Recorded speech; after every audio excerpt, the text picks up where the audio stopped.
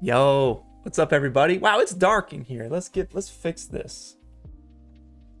Auto ISO does not hit like it should. I think that's right. Yeah, what's up everybody? Welcome to the stream, the winter stream. We've done it. We've made it. We're basically at the end. We got the all renders montage dropping tomorrow morning, but we're basically at the end, y'all. What's up everybody? What's up everyone in chat? Manishka, I see you. We got Numbud Bud at number 2. I wonder who's at number 1. What's up, y'all? It's nice. It's nice. It was a good week. It was a chill week. Hope you guys had a pretty chill week yourself. I know the challenge is it's a lot. 30 days of crunching. By now we're about 2 weeks past, right? So hopefully you guys have had some time to rest, relax, and get inspired for more art in the future. Who knows? Who knows what you guys are gonna create? So what we're doing on this stream, y'all know at this point, we're interviewing the top 5 winners of the Rampage Rally 3D Community Challenge. Let's see if I get these numbers right. We had 2,625 submissions over 30 days in August from 101 unique countries, y'all. That's crazy. I don't know how many countries there are in the world. Maybe like 150 plus or something. I don't know, maybe more. But we got a lot of people from a lot of countries. That's pretty sweet. And we added up all the hours. It was like 55,000 hours. No, it was 209,000 hours or something like that. Divided by years. 24 years of communal art, of communal effort, which is crazy. Excluding render time, y'all. Excluding render time. John Jonah sitting in number 1 as usual. What's up, man? What's up? Magnapine, I see you in there. What's up? What's up? What's up? So these top 5 winners, they, our first one, Aiman, he actually won first place in Kinetic Rush. So he's back. He's hitting again, which is crazy. We've seen it before with Fabricio, a couple others, but it's always cool to see people win and be like, I'm not done yet. I'm not done yet. I got more to show. I got more to give. So that's cool. And we're going to chat with each of these artists about their process, about how they came up with these ideas, how they executed this so cleanly in 30 days, what little like roadblocks they ran into and how they solved them, how they problem solved throughout these 30 days is important.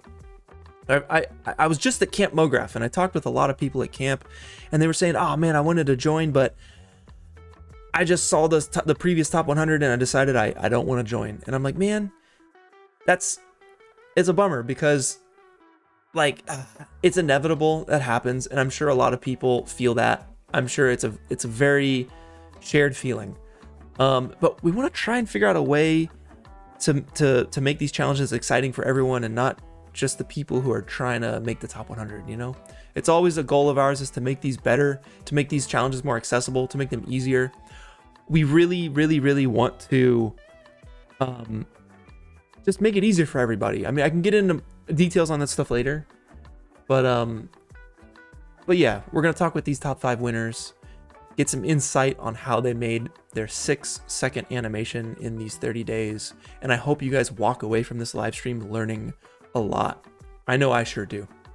So before we hop in, we got a little Gnomon workshop sponsor to shout out, and we're just gonna get right into it, starting with Aiman. Sotomonte, take us away, my friend. I don't know about you, but I'm feeling like YouTube's search function is kind of broken right now. So sifting through that to find the perfect tutorial could cost you time you might not have, which is why I've teamed up with the Gnomon Workshop to bring you the very best visual effects and 3D workshops. Gnomon's been around for 25 years and reps a top tier list of 300 plus workshops taught by industry pros whose work you've probably seen, like Vitaly Bolgarov, Aaron Limonek, Raf Grassetti, and tons more. And they just activated hundreds of free lessons available to watch without a subscription. Each workshop in the library has at least one free lesson available, so you can get a feel for each instructor's style, techniques, and quality of work. It's a great way to get a vibe on what you learn with a subscription. And these workshops are the ones being used by professionals, studios like Riot Games, Blizzard, Sony, Ubisoft, Disney, and more. So Gnomon's hooking y'all up with 20% off either your first month or first year of a new subscription by using the code RALLY20. That's capital RALLY 20. So go support support the channel by checking them out, clicking that link down in the description, and getting your learn on. Now let's get to these top 5 Rampage Rally. Aiman. What's good, man? Good. How are you? I'm chilling. I'm doing all right. Yeah, man. That's what's up. Congrats on God dang it, I don't want to get this wrong. 4th place. Congrats, dude. That's awesome. Thank you. Appreciate it. Who did you think like, yo, I won Kinetic Rush. I'm gonna come back and I'm gonna take the cake again? Like, did you think you were gonna get as far as you got? No. I mean, no, for sure. I just wanted to get to top 100 again. I think that was my goal. Yeah. Okay. Yeah, man. That's sick. That's sick. So you're up in Malaysia right now, yeah? Yes. It's ish. Yeah. Woo! Thank you for. It's good. Yeah. It ain't no 5:30 a.m. like Shutter Authority. That was crazy. Yeah. His eyes were red. That was. Dude, that man was a corpse by the end of that top 100 stream. Someone should make a time lapse of that whole thing. Yeah, it just I was just joking. His face. Yeah, I was like, it's like Obama pre-term and post-presidency, where it's just like all lifted and then it just like sags down. It's all in 6 hours. Yeah, all in 6 hours. Yeah. It's crazy. Let me get some more light up in here. God dang it. There we go. Yeah, dude, congrats. You freaking crushed it. When this challenge came out, were you like, let's go, or were you hesitant at first? Oh, I was the opposite, especially at first, because I had to fly back to Malaysia. My father just passed recently. Dude, I'm so sorry about that. That sucks. Yeah, like I had to quit my job because I didn't know how long I was gonna be here and little stuff and help my mom. So you had to quit like your job. That's crazy, dude. Yeah, it's fine. Like I picked up a freelance, but like the first 2 weeks especially, I was like, there's no way I'm gonna do the challenge. But like, I look forward to art and stuff. But like this image kind of like popped in my head like halfway through the month, and I was like, I don't know, like I guess it makes sense. It's like a tribute to my dad, but also I'm also writing page animated film with my partner. Oh man, heck that's yeah. kind of sort of in line with this, so it kind of makes sense that this image popped in my head. But that's not really like, oh yeah, sorry, go on. I was gonna say, like, you had to, like, it spoke to you, and I didn't know that you had that happen before the challenge. That's crazy. I had no idea. That's wild, dude. Wow. But like what pushed me was like not the idea, but it was more of like, I like the past few months I haven't done anything creative and stuff. So yeah, and this is like my 5th render challenge, and like I just love the whole process of like giving people feedback and like seeing people's art. Just the whole routine, like just watching the live stream and stuff. So I just wanted to get into it and like just shut all the stress and just focus on this. Yeah, that's good, man. I'm glad that it could serve as a positive thing for you in that time. That's tough, but man, it's beautiful what you did. I love it. Like that heart really came through. I know visual really loves this one. He was blown away by this one. Like he was like championing this one since he saw it. Oh, thank you, visual. Yeah, man. Yeah, but the heart carries through. It has the story, it has the emotion, which a lot of renders are missing. It's hard to do. To get that heart, in 6 seconds or 5 seconds or whatever.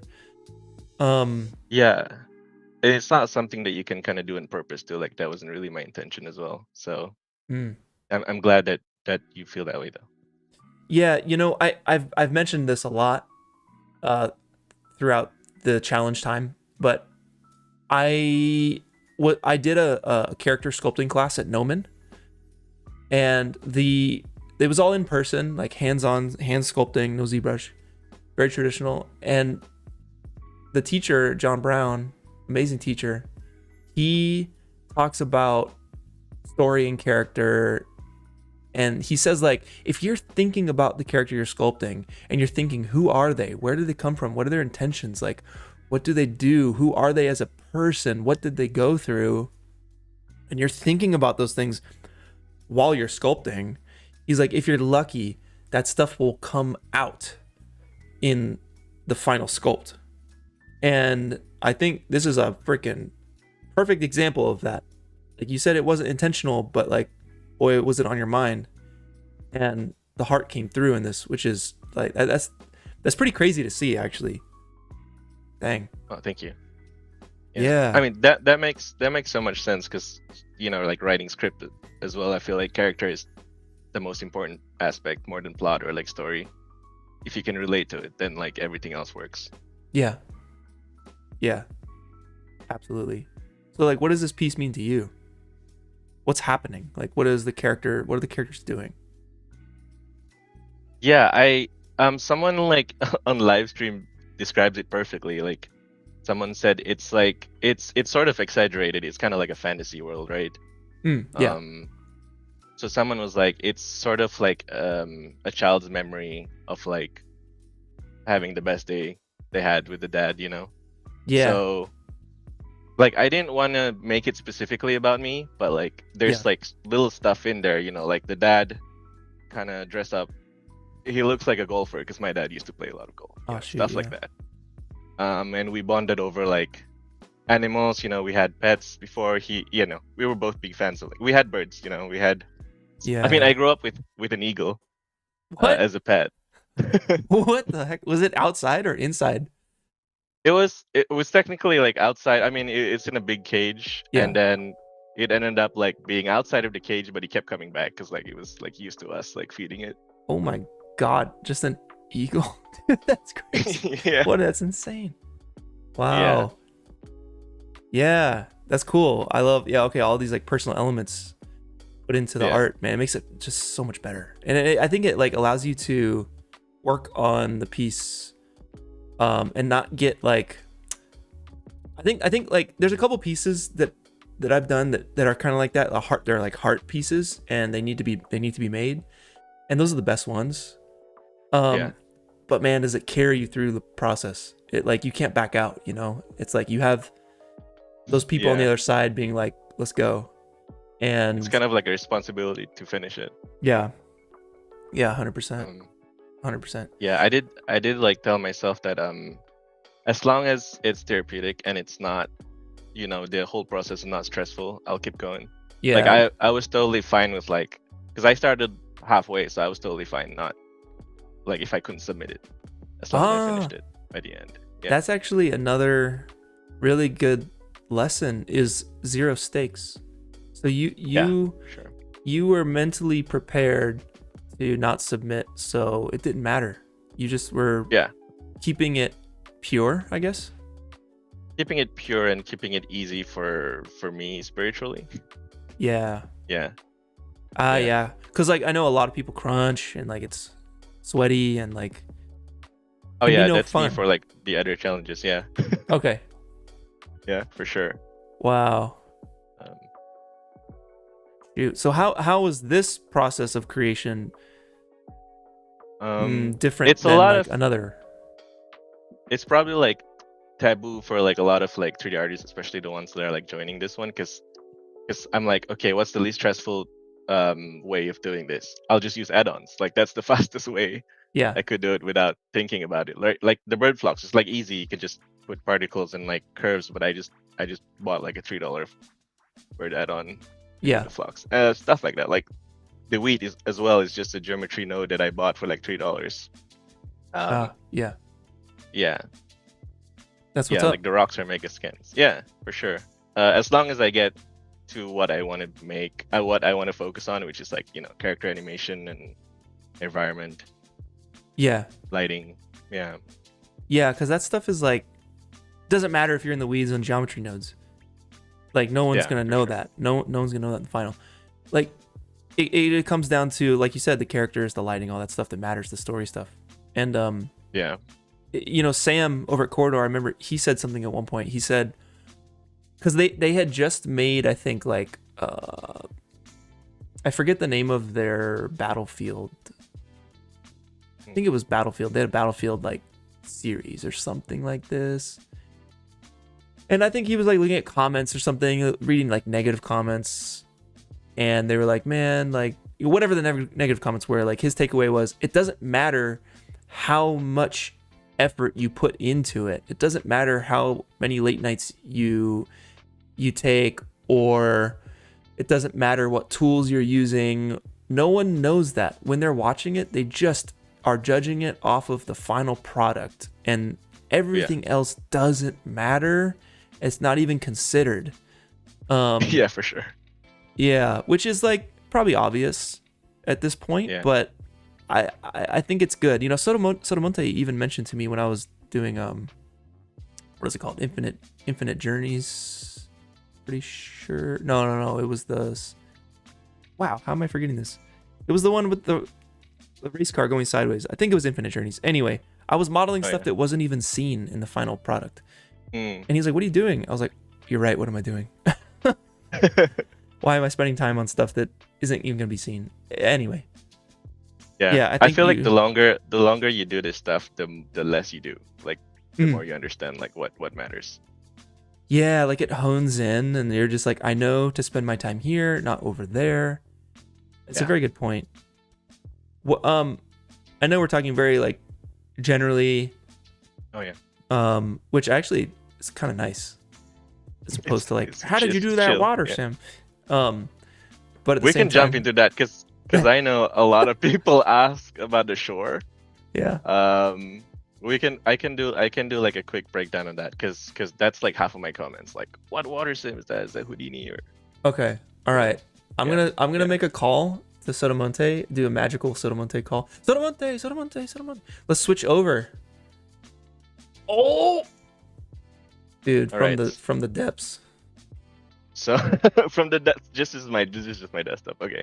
So this is like what day 15 maybe, or day 16. I'm like, shit, I want to do a beach, but like I don't have a NASA supercomputer, so how am I gonna do this? Yeah.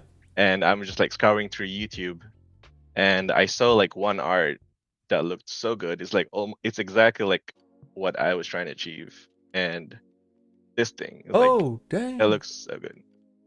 Yeah, and I was like watching it over and over, like to see like, was that simulation or whatever. Like I even made a comment here like that he didn't reply to. the one comment. The one guy, that's 4 weeks ago. But like I was watching it over and over, and like to me it feels like displacement. So I was like, I tried to attempt it. By the way, I just like want to note that like I just realized here that he had a tutorial on how That's he did so his. I should have just watched that. But the way wait, hold on, I'll just go. That's cool though. So instead of watching the tutorial, you just like looked at it. You just studied it and were like, I think I got it. For 3 hours. Anyway, so I'll just start with like a basic scene in Blender with a beach. So I just downloaded a YouTube. You can just search aerial top view of a shore. Yeah. Download that. Oh my god. Yeah. Use that. Import that as a plane. Oh.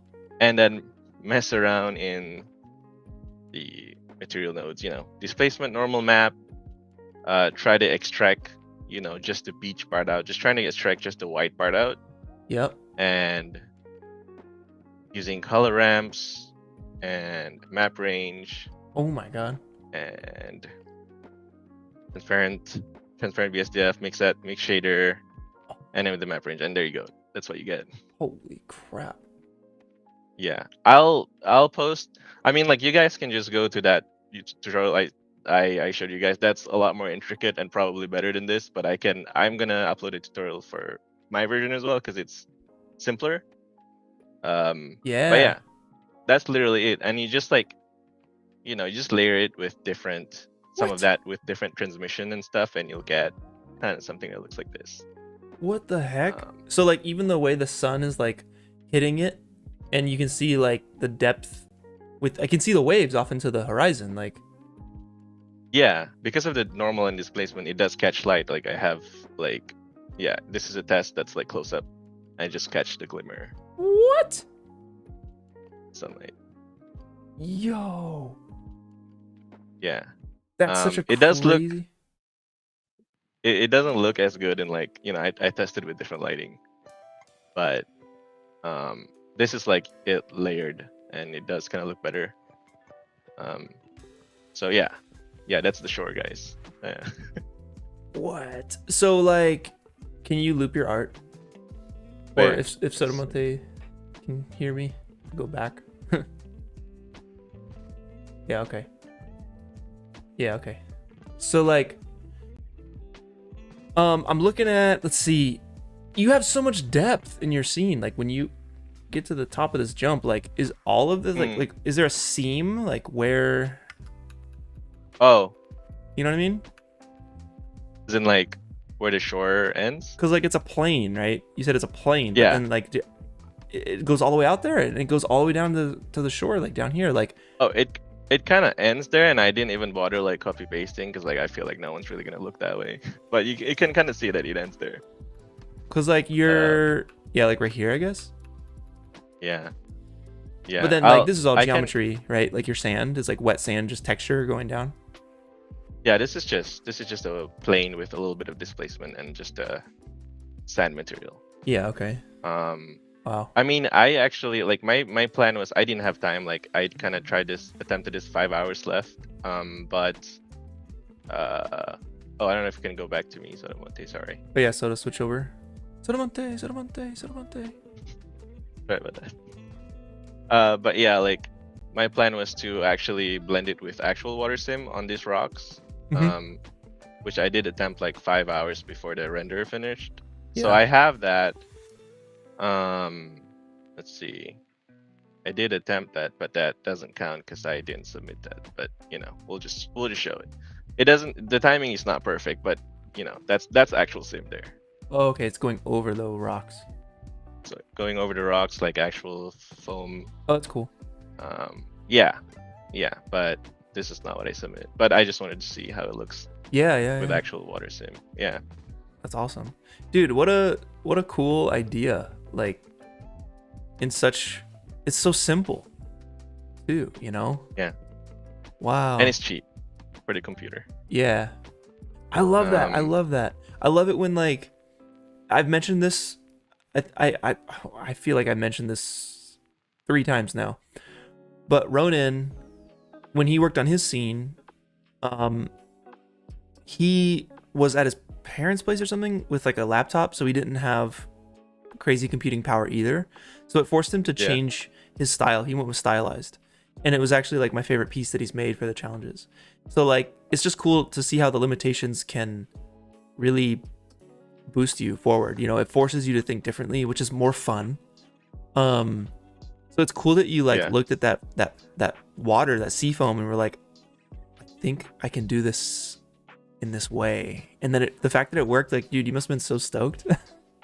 Yeah, I was I was super excited because like I either have the shore or I don't, and I don't have the render. Yeah. That's amazing. It's just like my Christoph Waltz, right? Like Tarantino would be like, I'm not gonna make Inglourious Bastards if I don't find Christoph Waltz. That's hilarious. How did you how did you get into these characters? How'd you go about designing them and animating them? So this is the same kid in Kinetic Rush. I just like to reuse my assets. Yeah. And so I can go into, because most of our design is in Marvelous Designer, so I'm just gonna like this was my references. I don't know why, I just find it cute. Yeah. Like them just having backpacks, and like just compositional wise, it's just nice to see them rounded with a backpack. Yeah. So, and also this is just like a random thing, but like there was a glitch where the material for the dad has the same name as the daughter's. Oh. So like the dad's material went into the daughter's. It's kind of cursed. Dude, that's so jacked up. Yeah. I was so stressed because I had to rename like 30 different textures, but dude, there's this video of like a school bus, and there's like screaming and commotion on the school bus, and they're like bullying this kid. They're bullying this kid, and like they're like, whoa, whoa, whoa, why are you yelling at this kid? And they're kicking the kid off the bus. They're like, get off this bus, kid. And then they're like, yo, take it easy. The person filming is like, take it easy. They're just a kid. And then the kid like gets off the bus and looks up, and it's a grown man. It's like that guy. Yeah, I saw that. You know that I'm talking about? Yeah. Yeah. And I was like, oh god, like dude, get this guy out of here. That's what it reminded me of. Yeah, okay, I can talk about the kind of the cloth sim stuff. Let's go. But yeah, like the hard part of this, I'm gonna loop it again, just so I can explain it. But like the hard part of this, I was a little bit stressed with this because it's like two characters interacting with each other, so you kind of expect like the cloth, like when the kid's climbing on him, you kind of expect the cloth to react to the kid's legs. Okay, yeah. Or whatever. So like the hard part is like trying to animate them without intersecting. Yes. Things like that. But like, my main rule here was not to stress. So I didn't think about all that. I just simulated them individually anyway. And the way I did it to make sure that they don't overlap is like I had the dad's by the way, I bought this in Marvelous Designer Closet website. Something. It was like $3 for the t-shirt. Oh, cool. But I made sure that his shirt's a little bit tighter, so he doesn't like kind of go overlap on the daughter behind him. Yeah. Mm-hmm. So it's a little tight, but then on the kids, I made it a little bit more loose, because that's how I kind of grew up. Like my parents didn't want to buy babies' clothes because they're expensive, so I wore adult clothes. Oh, so I had cute. it a little bit stretched out. Yeah, that's cute. Right, it's an adult t-shirt. Yeah. And another thing to like note that technically what would have been easier if I took out the constraint for the bike, because they're moving, they're zooming like crazy here. Oh, so yeah, it was kind of way out hard. there. Yeah, so it's kind of hard for like Marvel's Designer to like keep like the bag kept like stretching all the way back. So you had I to like slow take it the down. iterations like, oh, okay, yeah. Yeah, that's the nice thing in Marvelous Designer. Like you can like slow-mo the Alembic, and then like the cloth will just react to how slow the thing is. Oh, that's cool. And yeah, so that's like one little tip. Oh, that's sick. Yeah. So like when you slow-mo the Alembic, it knows to slow-mo the sim? Yes, it makes like it's just for you to not like tear the clothes because it's going crazy. Yeah. That's cool. Yeah. I love that. The bird on the hand is pretty wild. Like I would be wrecked trying to animate that. How did you do that? That's actually like the least harder part, because that's like the only model that I have that actually has animation built in it. So it kind of has a flying animation already. Mm-hmm. And all I did is like so the whole, I can like kind of start from the whole like it's a constraint train basically. So like the bike is constrained to like the original vehicle from the template. Yeah. And then the dad's feet is like constrained to the pedal. So like if you move the pedal, and the dad's hands is constrained to the handlebars, cool. and then the daughter is like constrained to the dad's spine. Yeah. When she climbs up, and then the bird's constrained to her hand, and then once he flies out, that's kind of like constrained to the camera, so I don't really have to like chase it. Constrained to the camera. We see a handful of renders where the vehicle is like doing this, like it's like, man, they're I don't know, they're trying to like keep it locked to the camera or something by like manually keyframing. I don't know. Yeah, that's wild, because I feel like majority of people did just constrain it to the mesh that you guys already made in the template, so you don't really have to think about it much. Yeah. But like my biggest concern here actually was like when I had the idea at first, I was like, how is this gonna work? Because like I didn't want it to look like the dad's very responsible. Oh, And I'm yeah, like okay. just doing a suicide kind of thing where they fly off. You said So you there was a lot of didn't want it to look like that, you're saying? yeah, I didn't want it to look like they're doing like a crazy, because the first time I did it, like I followed the same scale as the vehicle template and like Yeah. an environment. So the characters were, this is like the actual scale, and it looked like they just flew like crazy, and the speed was insane for a bicycle. Yes. It's 80 miles an hour. Yeah. Yeah. So I had to. I'm pretty sure some people did it, but like I don't know if you've seen some renders where like there's a person in the bike and they're really small and they're just going crazy. Yeah, probably. But you had to like scale up the characters by a lot, and then like their environments are like scaled down so that you have like a little bit more of a realistic jump. Yep. And the distance was still going pretty crazy, so like I kind of had a cheat where like the camera and the environment is like constrained together, and like when they do the jump it's like pulled back, so it looks like they're in the air Oh, for a they're little bit floating, instead like of hang like, time.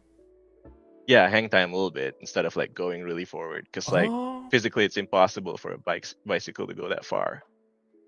Oh, wow. That's cool. It definitely feels floaty, but not in a bad way. Like the physics never felt off. It just felt like, I always like describe this render as like the perfect anime day where like Yeah. it's just Yeah. smiles and sunshine, you know? Yeah. I should have Um, fixed the camera. Yeah, you're right. I should have fixed the camera shake in midair Yeah, just that moment, yeah. you know, just that moment, but I to don't make know, it feel that's more anime. for sure. But that's Yeah. cool that you did that. I see, this is what I'm talking about. Like everyone's like, don't touch the camera, don't touch the camera. Guys, we go back and forth on whether we include that as a rule or not or what. It's like, no, the point of the challenge is to like it needs to look the template, it needs to look like the template. Like people are doing pro moves behind the scenes like Aiman just showed you, but it's not like breaking the challenge. It looks like it's still the same thing, but it's like, I don't know. Don't be so scared. Yeah. Don't be so scared. No. I feel you. Yeah, that's Yeah. like in every stream someone's like, "Oh, he did a slow-mo. I thought we're not supposed to do that." Nah, man, the essence is there. It's like- Feels Yeah. good. That's great. I mean, is there any last little things that you want to touch on? I'm trying to think. Like, I mean, how do you feel about all this? You know, having gotten 4th place and like, completing this like passion project. I guess I don't know if you want to call it a passion project, but I mean, yeah, I it feels. I mean, cause like I didn't expect people to kind of react this way, where like they feel, they feel very emotional about it, which I'm like, I didn't expect that, yeah, like it's like it rarely ever happens when you make art and someone like is moved by it. So I was Yeah. really thankful for that. But yeah, like I mean, getting 4th place is pretty crazy. Yeah. I mean, yeah. it's wild, man. Yeah. Shoot. I can like quickly just go through the comp stuff. Yeah, go for it. I think we got enough time. Yeah. Show us before and after. Like, what does the before look like? Yeah. Okay. Yeah. Before that, this is like the first. I think I did this on like probably the 4th, 5th day, just to tell myself like, I just want to see the end result quick, Yeah. just to make sure I know where I'm going. So I'm like, when I saw this, I'm like, okay, it's promising, Okay, these are just images, basically. Oh, these are just kind of like the first render with like comp and like color and stuff. Okay, yeah. So you're like getting to an end goal as soon as possible, just a vibe, so that you know like where you're going. Yeah, for sure. Yeah. Yeah, I like that. That's smart. Yeah. So the first, like, so the difficulty I had was like, because my mindset was like, no stress, I'm not gonna think about it. But then when it comes to the end, I'm like, the last second day, I'm like, actually, I probably am able to submit it, and then that's when the stress comes. Like, oh, I gotta finish this before the time ends. Yeah. So I had to split it with render farm and like my partner's computer in LA, and then like my computer in LA as well. My roommates, like, so I had to like split up layers, which I don't usually like to do. Because I remember like in the corridor video where they react to your like the Boston Dynamics robot, I remember Nico was talking about how like it's more realistic if you have all the renders in one layer, just because that's how the physics, that's how the lights interact with each other and stuff. But like when you like split it up in like 30 layers for comp, and then they kind of like tweak every layer, it starts to go away from how it's supposed to look.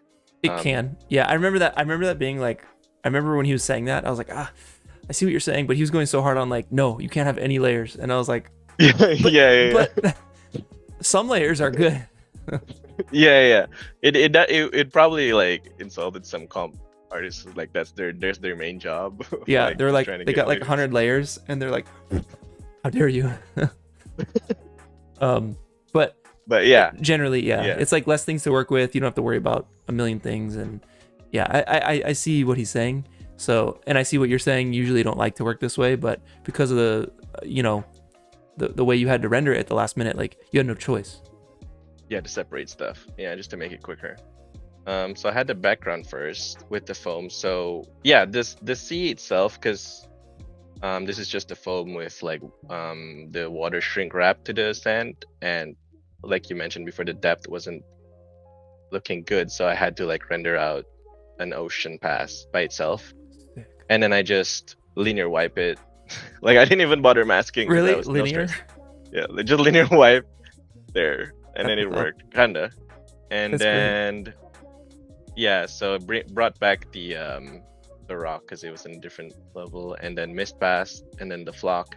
And I did the flock manually. I mean, by separately, because I wanted to mask some birds that like are like flying into the rocks. Yeah. And then the character itself, this one is a lot of patchwork, because rendering in different computers apparently like messes with how the Olympic motion blur works. Okay. So like you'll have moments where like the dad's butt goes out, so I had to fix that. Yeah, you see that. I had to fix that by rendering like the cloth separately, Yeah. and then just masking it back in. And also like I didn't have time to animate like each feather of the bird, so I just like cheated it with heat distortion just to make it Oh. look like it's crazy. like wobbly a little bit. Yeah. That's sick. And then like particles, this particles is also a separate layer in Blender. Basically just a geometry node that reacts to collision with the bike, and I just added a little bit of turbulent displace just to make it look a little bit more random, because by itself doesn't look that good. But I see. yeah, Yeah, people are going crazy about the mist, about the spray rather. It looks really good. Oh yeah, thank you. Motion blur for this one I just had to fix, and yeah, that's it kind of for. Yeah, it's very simple. Like even color wise, like I didn't go crazy. I mean basically this kind of how it looks like in Blender itself. Like Yeah. this is without color and this is with color, so there's not much. I think it's mostly restraints for me. Like the story itself and what's happening is already pretty fantasy, so I didn't really want to push anything else. Like lighting wise too is just basic HDR with a couple of lights. Like the more you Yeah. push it, like the less grounded it will feel. Yeah. So it's just a lot of restraints this time. That's what's up. I love it. I love the approach, man. It was very thoughtful and low to no stress, and very low to no stakes. And I think Yeah. all of those things timed up perfectly to get you where you landed here, which is pretty wild. I think that's a good takeaway. I wish every project could be a heart-filled, passion like kind of project like that. But shoot, man, congratulations. Thank you for coming on here and for staying up late to share all this stuff with us. And I hope the days and weeks get easier moving forward for you. And yeah, man, don't be a stranger. Definitely hit me up. Yeah, I'll hit you up once I'm back in LA. Yeah, let's get We'll some get some food food. or something. Yeah. Yeah, down. for sure. Rock climbing? No, I don't rock climb, but We'll get you on the wall. I'd want to. Yeah, I'd want to get into it one day, but Let's do it. I got enough harness. I got spare harnesses, spare ropes, spare shoes, all of it. All right. Yeah, I have, fear of heights, but we'll see. We got you. I'll get over it. We got you. All right, Aiman, be good, man. Take care. Much love. I'll see you around. Thank you. Yeah, man. Peace. What's up? Yo, in the chat, let's get some hearts for Aiman. He killed it. He freaking killed it. It's crazy. So good. It's good to see him back. Heck yeah. Very cool. We're gonna move on to our 5th place artist here. Bunnet Song. Let's do it.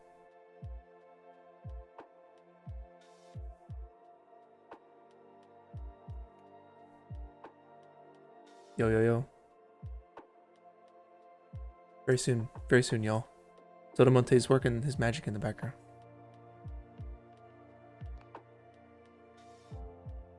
Yeah, I see them hearts. That's what's up, everybody.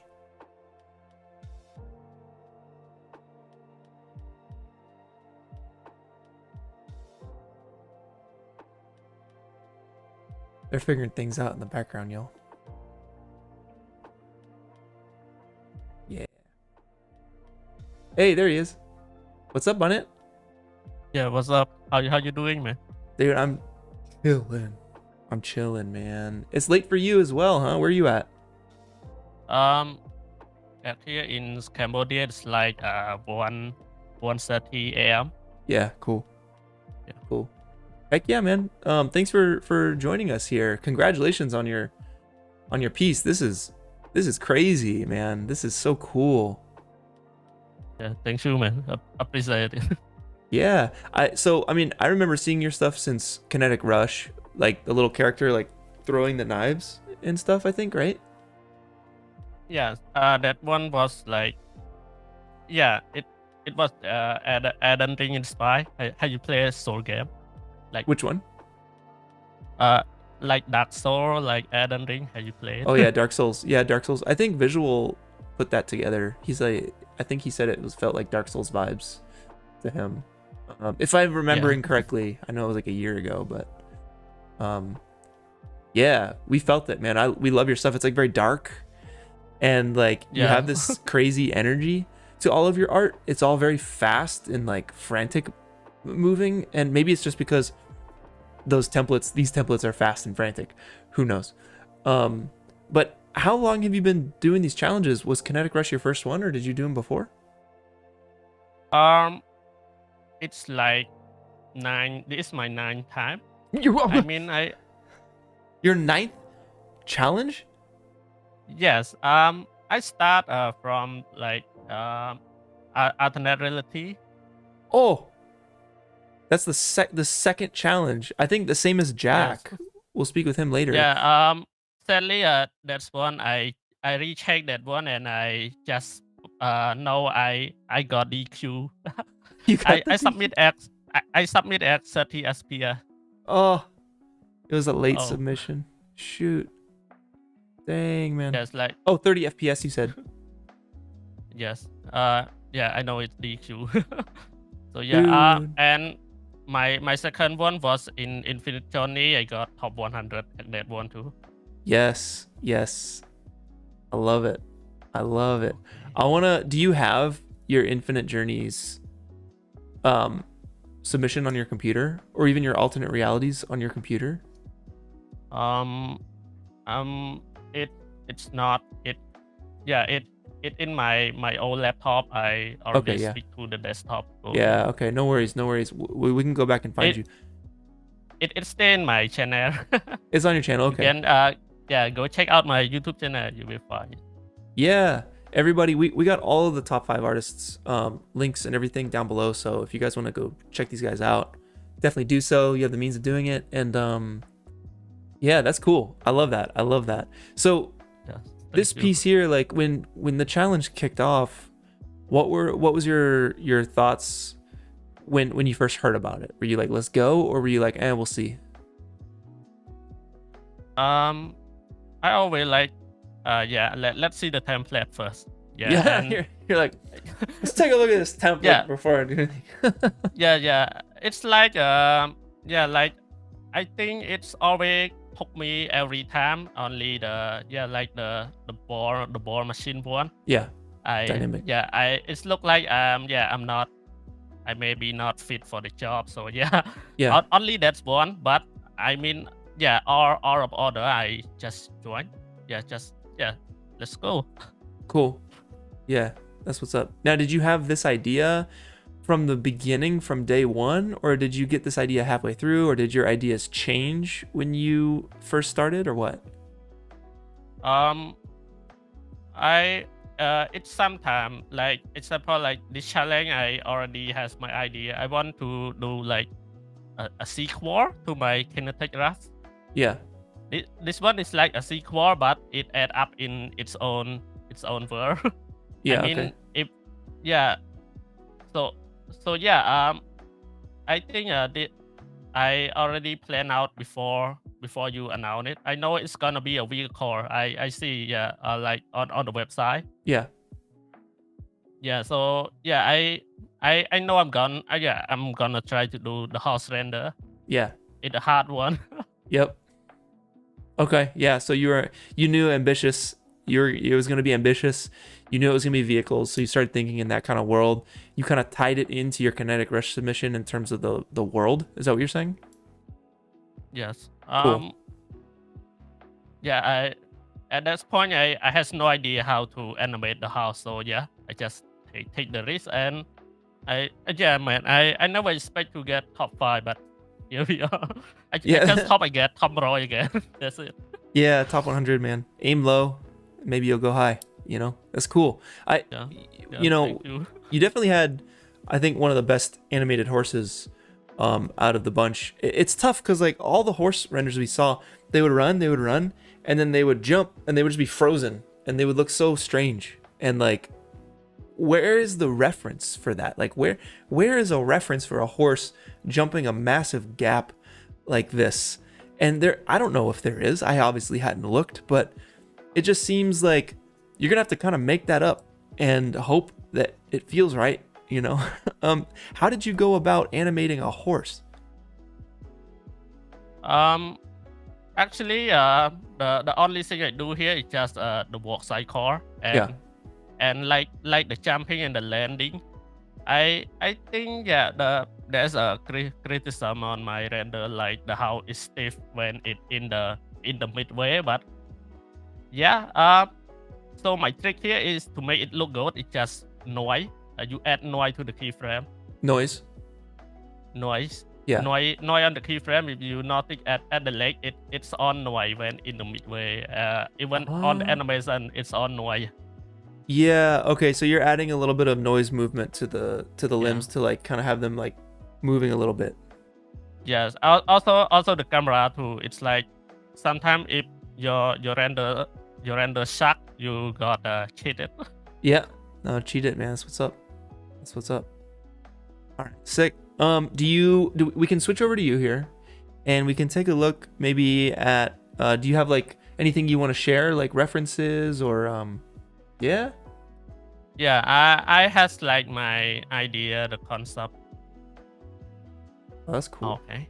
Can you see my screen? Yeah. So yeah, actually, the house was inspired by the Torrent design in the Elden Ring. Again. Elden Ring. Yeah. Okay. That's what's up. Yeah. Actually, this the house in the game. Oh, that's cool. Yeah, you can see the similarity. Oh, that's fun. Yeah. Okay. Okay, and the character actually I want to do like a sequel to my kinetic rush and combine with an upgrade with like the mark on the face. This is the reference I got from the art station, and I want it to involve like the electricity. Yeah, actually, my original plan was to do a throwing knife on the house, but I don't think it will fit the render because like the house going like like you say it 80 So fast, 80 yeah. miles per hour. Yeah, it's so fast. This just I don't have much like the reference because I want to keep things clear, keep it focused. So this just Interesting. Okay. yes, what I'm trying to feel the vibe of it. Okay, yeah. And yeah, let me show you like my progress. I mean, this I've been joining the challenge like 9 times, but this time I underestimate the time I have left. Oh So shoot. I ran out of time halfway. Oh dang. Like literally halfway, like at the 2-week mark, you ran out of time. Yeah, like my first week just doing the house alone. This Yeah. one is like the day 1 or day 2. I like you can see it it's so janky. Yeah, there's a glitch, and yeah, there's improve from day 4 to day 5. It's like my first 2 weeks it just the house and the character first 2 weeks. So yeah, I Yeah. only has like the 2 more weeks to render and everything, like explosion or something. Yeah, I never thought the house animation is really hard. Yeah, animals are so difficult. I remember, and I've mentioned this a million times, but Ronan was trying to animate a monkey for Infinite Journeys. He almost died.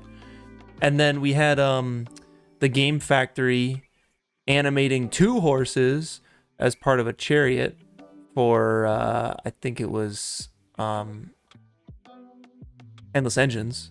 And it's like animals are just so, I mean, animation is so difficult already, but to animate an animal is like, god dang. So you're basically, what you're doing here is you're telling yourself, okay, I can get the animation of the animal. I'm starting with the horse and the rider first, because if I don't get that correct, then it's probably not worth doing this submission. Because the main point, the main character is the house and the character, and yeah, but but yeah, it involved. I mean, at the first stage, I want to showcase the character and the house, but yeah, I think it looked janky, so I decided to let's give it an arrow explosion.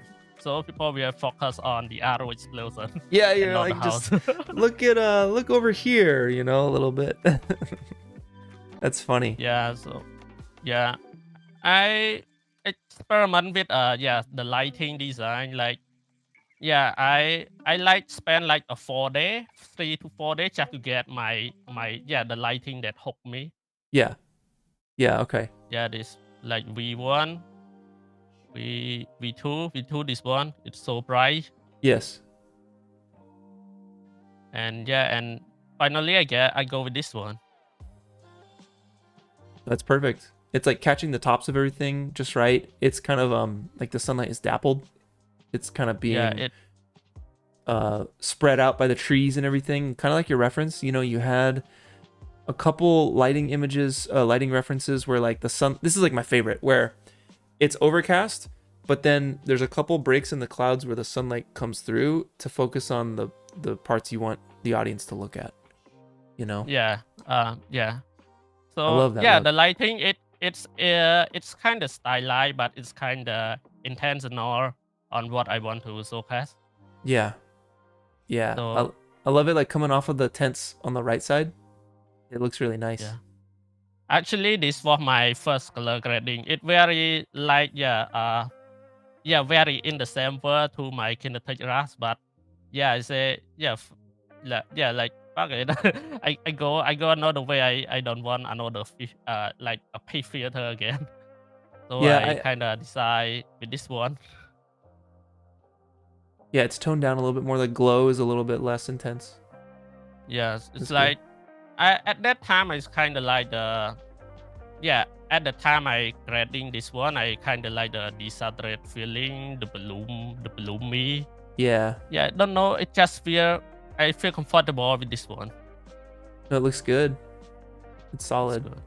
So, what keeps you doing these challenges? Like 9 challenges is a lot. Are you continually challenged by these? Are you having fun with these? I mean, obviously, I guess you are, but like, why? I guess personally, why do you keep doing these challenges? Actually, 3D is like my hobby. I I has like a 3 to 4 hour free time after my off work. Yeah. I have nothing to do, so yeah, why not join the 3D challenge? I mean, I start Blender like when 2020. Yeah. Yeah, during COVID, and yeah, I improve a lot through the alternate reality challenge, from the challenge to challenge. Yeah, I really thankful you create you and your team create this challenge. I mean, I explore a lot with it, so yeah, I just gonna experiment with the challenge as my case study or personal study. Yeah, okay.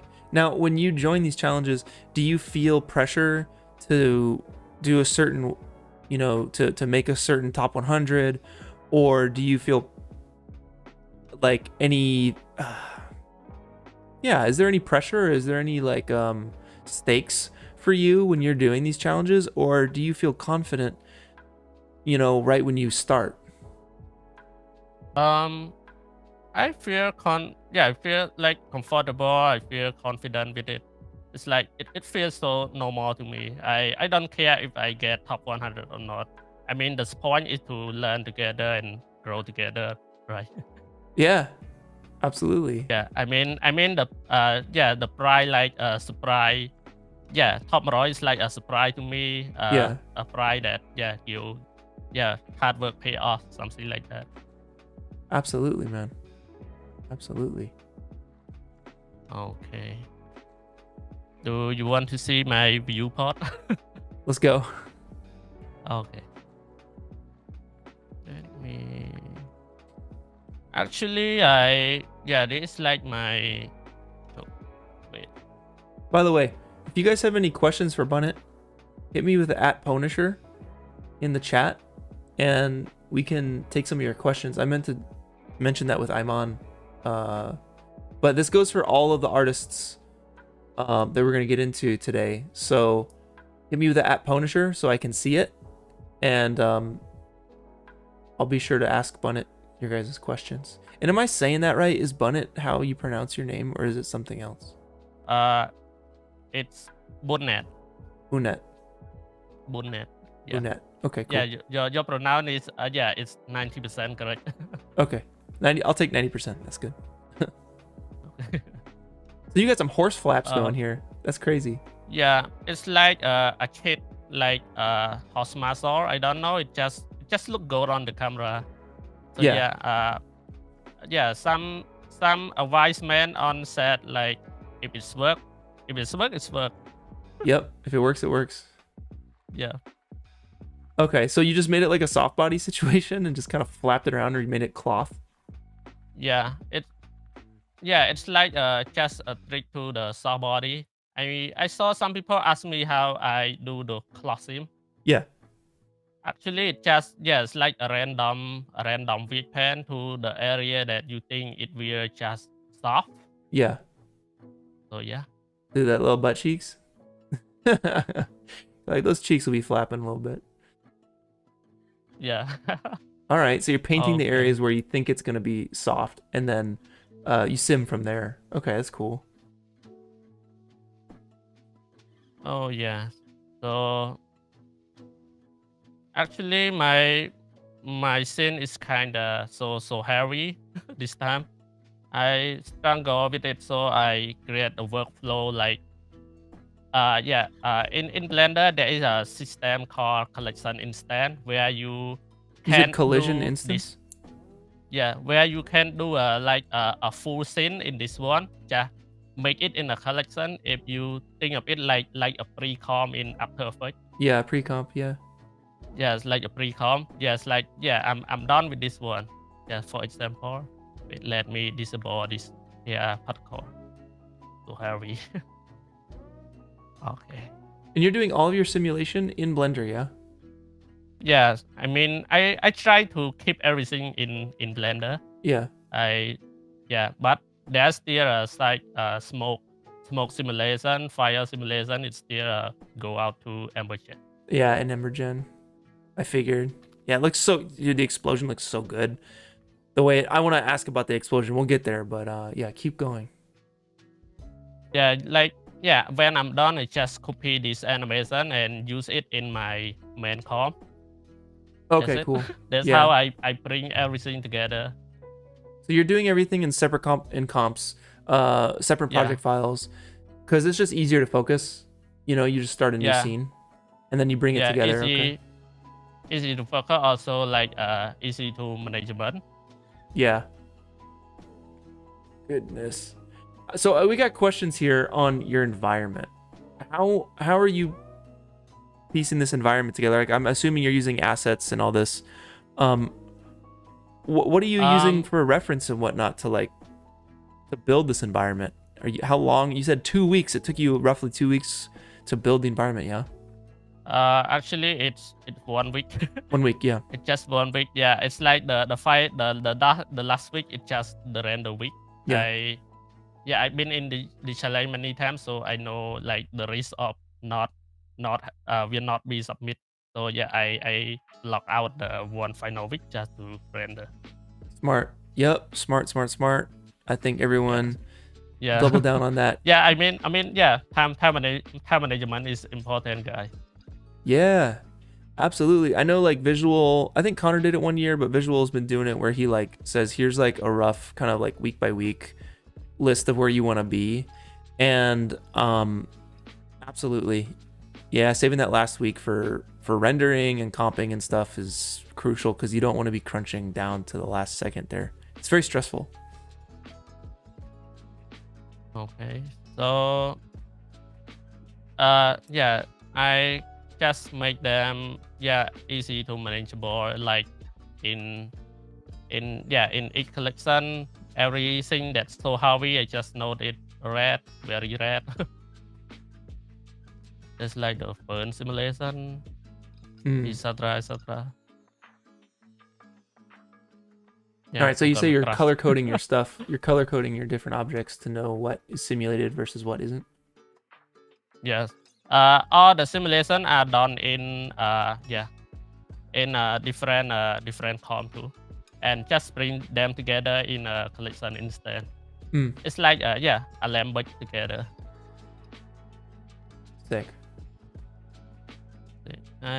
Yeah. So Also, I guess I'll go ahead and then I'm gonna ask about this explosion. Yeah.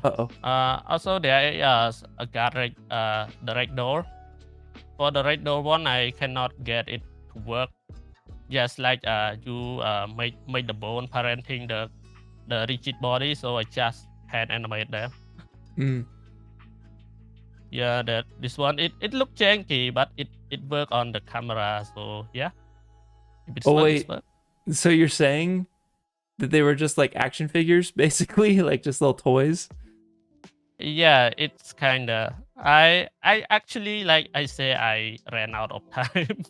So dude, that's so funny. I never would have noticed because there's so much going on. Like with the explosion, it's pushing so many things. Like the cloth on the tents are flapping like crazy. All of the whole tower explodes. Like, are you doing some sort of like shatter simulation or something on the tower? Oh, it looks so good. Yeah, it's all bring together in the collection instead again. Dude, that must have been so satisfying when you just like bring all those pieces together like that. Yeah. Oh, yeah, I can. Yeah. Yes. So nice. Yeah, I know the explosion, it require a lot of layers. So yeah, it inevitable you gotta make a lot of stuff explode together. So yeah. We have like 5 minutes left right now. People are asking about this explosion. Do you have your project file in Embergen, or would you want to talk about how you went about making that explosion? Actually, fun fact, it just preset in the Embergen. Yeah, preset. I didn't touch much. Yeah, the preset, it's already made. I just make it a very high resolution. Yes. Hot in very high resolution. It looks so good. Like going Yeah, through let it me too. show you the ambition. Have I'm you gonna used close. Embergen before in past projects, or was this your first time with Embergen? I've been used it a lot of challenge already. It's not my first time. Okay, cool. I still need to dive in. I've only used it like, I've used GeoGen like once, but it just seems so much fun. I really want to get into it. Okay, let me show you the explosion. It's very straightforward. Yeah, it actually you know the preset already made, and I just add the house interact with it a little bit. Yep. So it moves through the smoke a little bit. Yeah. That's awesome. Dang. Okay. So easy. Just use a preset. Preset. What's up? Just you gotta cheat it. Yeah, man. Also, yeah, actually I saw some people asking me how I do like the footstep of the house. It's actually very simple. I actually, like I say, I ran out of time. I cannot figure out how to make like the interaction between the footstep and the ground. So I just animate a small bar on the leg. Oh, dang. It just up and down, up and down. Oh, dang. Okay, for the simulation on the... Oh, dang. Okay, I didn't even see that. That's crazy. It actually, the bar animation, up and down, up and down. Dude, I need to look... I need to use Embergen.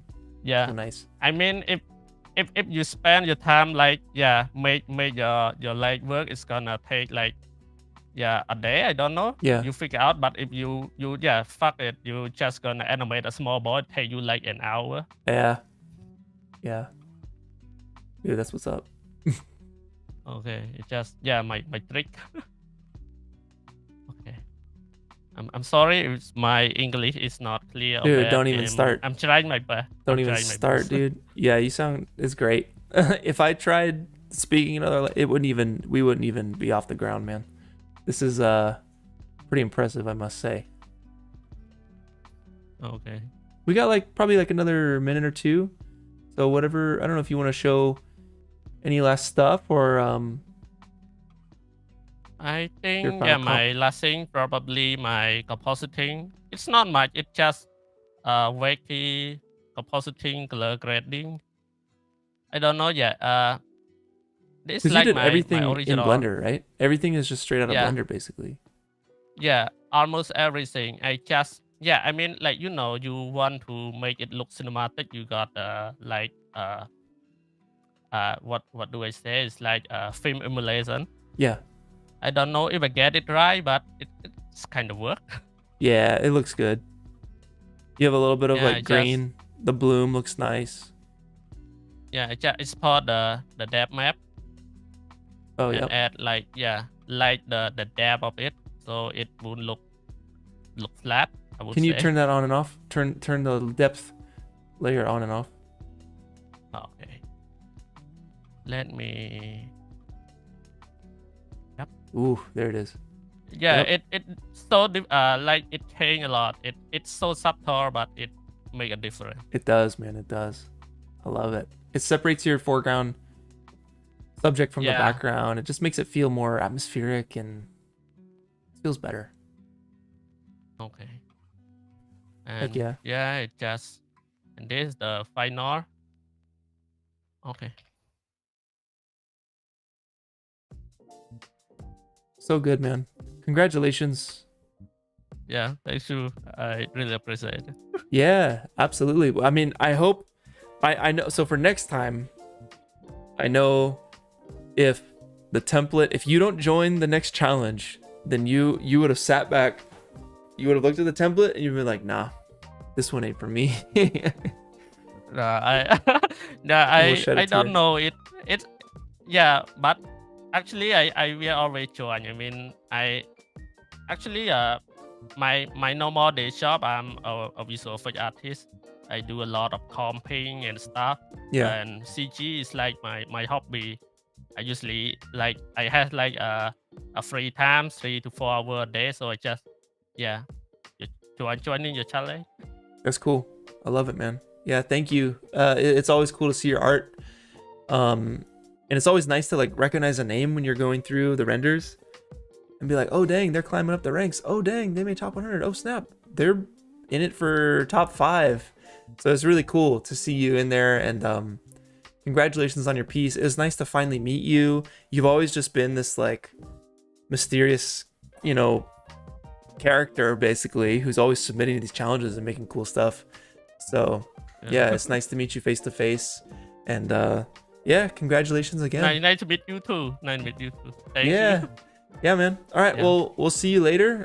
Get some rest, and don't be a stranger. We got our Discord chat going, so we'll see you soon. Yeah. See, yeah. Peace. Bye. Later.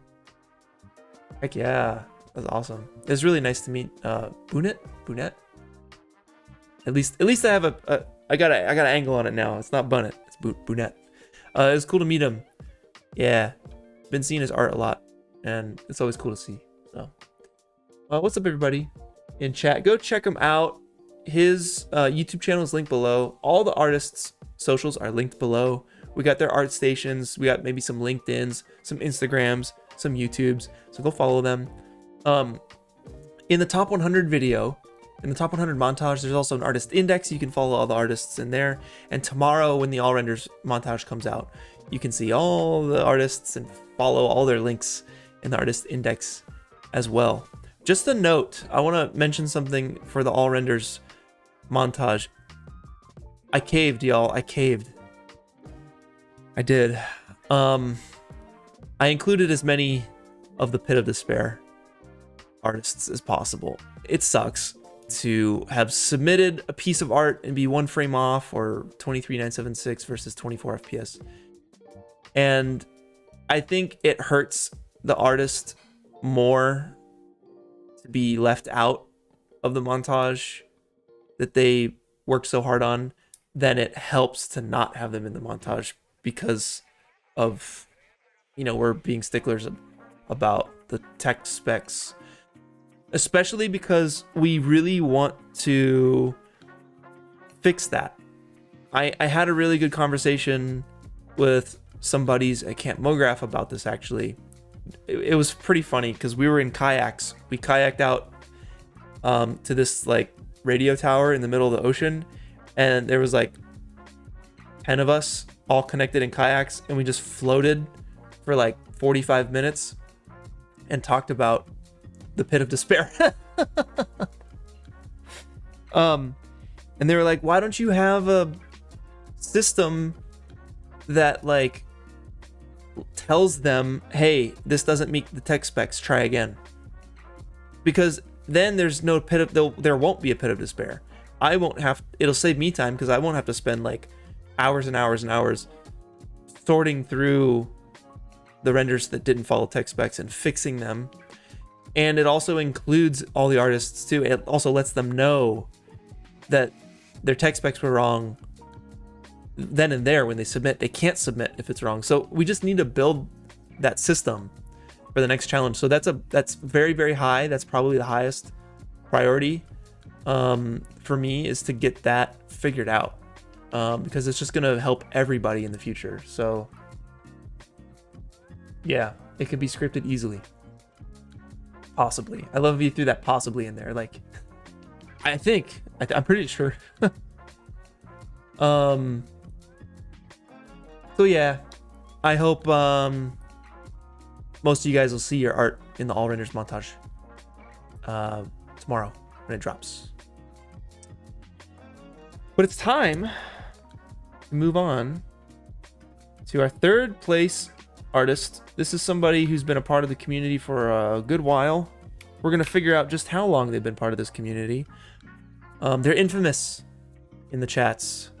We're talking about Prismal. Sodamonte, switch us over, my friend. Hey, it's Lucas. Hey, His name is revealed how are you? for all. What's up? How are you doing? I'm doing good, thanks.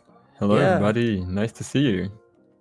Yeah, it's nice to see you as well. Nice to meet you face to face as well. I mean, Yeah, absolutely. I've At seen last. you in the chats. it's awesome to congrats on this. This is so nice, man. This is so good. Thanks a lot. Means a lot, Yeah. dude. So I know you from our community as someone who's always giving feedback in the chats, and you have your personal top 5 list that you make after the challenges too, and people really respect that. So it's cool that you've made it. You've made it to top 5. I know you did the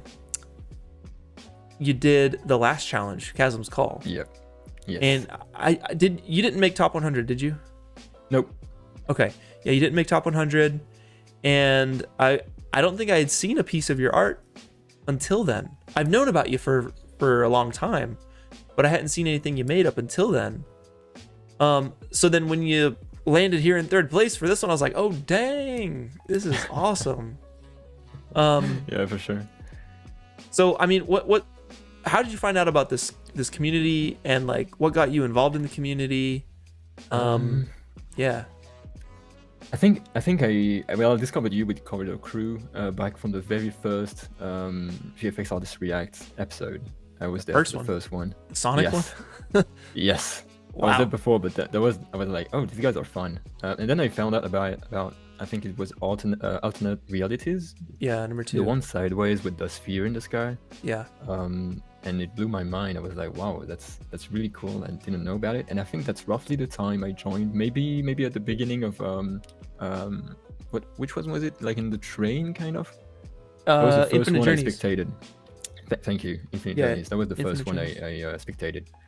So Cool. that's roughly the time I joined. But yeah, I discovered it with like generally I discovered it with Infinite Realities for sure. That's what's up. I love it, man. So like, what got you doing like your personal top 5s and like giving a lot of feedback and stuff? I don't know. It's so fulfilling to see someone who's very, very happy with what they've done, and they didn't think they could do it, but it turns out like a single little painting on Photoshop or just a tip here and there can really unlock situations. Yeah. And yeah, seeing people so happy about being like overcoming their challenges and any difficulty they faced is really good. I don't really like seeing people who are fighting time and deadlines also lose time, like being blocked on something. So it's really fulfilling to help on that side for sure. As for the top 5, it's not really official. I'm just like, oh, these ones are really, really cool. I really like them. Yeah. Yeah, that's what's up. So where are you from? I'm from France, but right now I live in Canada. Oh, okay. Okay, cool. Do you mind, like, what part of Canada can you say? I'm in Vancouver, like Oh, nice. West Coast. Yeah. All right, that's what's up. All right, very cool, very cool. I've been there once. It was fun. We Yeah. drove up to ski in Montreal. Exactly. Montreal. No, Yeah, it's for sure. Yeah. So many mountains. That's Yeah. where people come from. Beautiful. So what about this challenge spoke to you versus like why did you participate in the 11th challenge and not the 2nd or the 3rd or the 4th or the 5th or 6th or 7th or 8th or 9th? It's already the 11th. Wow, that goes so fast. I think it's the speed. When I witnessed Endless Engine, I really regretted not participating because it was just so cool. I Yeah. didn't have time. It's always a fight with timings, you know. But Really? I really wanted to participate to a challenge with speed. I really like speed and like seeing the ground flow under the camera. That's beautiful, I think. And I participated to the last one because I had a bet. I placed a bet with one of the members on the server, and I lost the bet. So in exchange, I had to participate. But this one was really the one I was like, okay, I need to make time, like find time and really adapt my schedule to participate seriously. Because it was just so cool. The template was beautiful. I really liked it. So it really resonated with me for the speed. Oh, that's good, man. That's good. I could tell you all the back and forth that went into this template. Oh my God. Dude, I think I've told this story once on chat, but basically like we were going to do some completely other different challenge, and we worked on it for like actually months and we're so excited about it. But then it just got to this point where like every admin had their like different version of it, and we couldn't agree on like one version. And the one thing that like would have sealed it all together, like the one sponsor that would have sealed it all together, we weren't able to get in contact with. So it was like, I think we need to change gears here. So, Oh wow. and like I'm pretty infamous for like waiting until the last minute. Like sometimes we're like locking the template like a day before. You know, it's tough. It's tough. And we're always trying to like, you know, we gotta get ahead. And we were ahead with that other idea. We were like so ahead. And then we were like, oh God, now we have to go back to what we usually do, which is like building this template a month before the challenge. We have 1 month and it's like so crunchy. And we went through all these different versions of this like vehicle one and landed on this one and just spent like, I think it's like our most advanced template. I would say, because there's a lot of moving parts and it needed to be animated like simply, effectively, and it is very easy to be janky. And like it's been a minute since I've been in Cinema 4D, you know, so like I'm trying to like remember, you know, okay, what's the best way to do this? And I'm watching Visual do it his way, and I'm like, okay, I could take that. And we're basically just like iterating on this templates together, back and forth between C4D and Blender, just hopping in group chats and stuff. So I'm glad. Such a process. Yeah, dude, it really is. It really is. So I'm glad that like paid off for you and it connected with you. And it was just perfect then. It seemed like perfect timing. Yeah, absolutely. So why this idea? Like where did this come from? Well, it's gonna sound cliche, but really the speed. I didn't start on this idea actually. I was starting a Harry Potter project, like a Quidditch scene. And when I was doing it, I was like, dang, like we cannot really feel the speed because the ground isn't so close to the camera, right? And I just said I really like that aspect of the template because that was gonna be in the air. So I was like, I really love that sequence in Alita. I really love the sequences in Speed Racer. And I don't know if you saw it. I think you reviewed it on VFX Artist React. The advertisement where there's like a bunch of kids flying over a crop field, and you can see all the crop fields coming to the camera, and it's beautiful. And I was like, that's such a missed opportunity. And yeah, I just thought I'm gonna do high speed skating. Really this feeling of flowing and like agility. I really like that aspect. Yeah. And I wasn't sure which idea to pick, so I made the people vote. And there wasn't a stick. Yeah. I have both privs if you want to see it later. But no, there wasn't a single vote for Harry Potter, so I officially killed it and went along with this one. That's what's up. All right, that's crazy. I love that you left it in the hands of the community, or like you guys decide. Yeah, that's cool. That was fun. That's fun though. It's like you pick two ideas that you like, and there can't be a wrong choice in that case. Right, exactly. Yeah. I think my biggest problem on Chasm Calls was I didn't have a good idea. Nothing really appealed to me. So it's hard to invest that much time when you want to do anything but working on it. Yeah. So this one, like finding a right idea was so crucial because I did so many hours after work on this one, and it wouldn't be possible if I wasn't such a fan of the concept I chose. Totally. You know, I've heard that with writing as well. Like for a movie, especially, if you're gonna be focused on this for 2 years, you better. Sorry, my cat is like on my desk right here. Yeah, absolutely. Such a freaking little monster. So I'm making sure she doesn't walk on the keyboard. Anyway, sorry.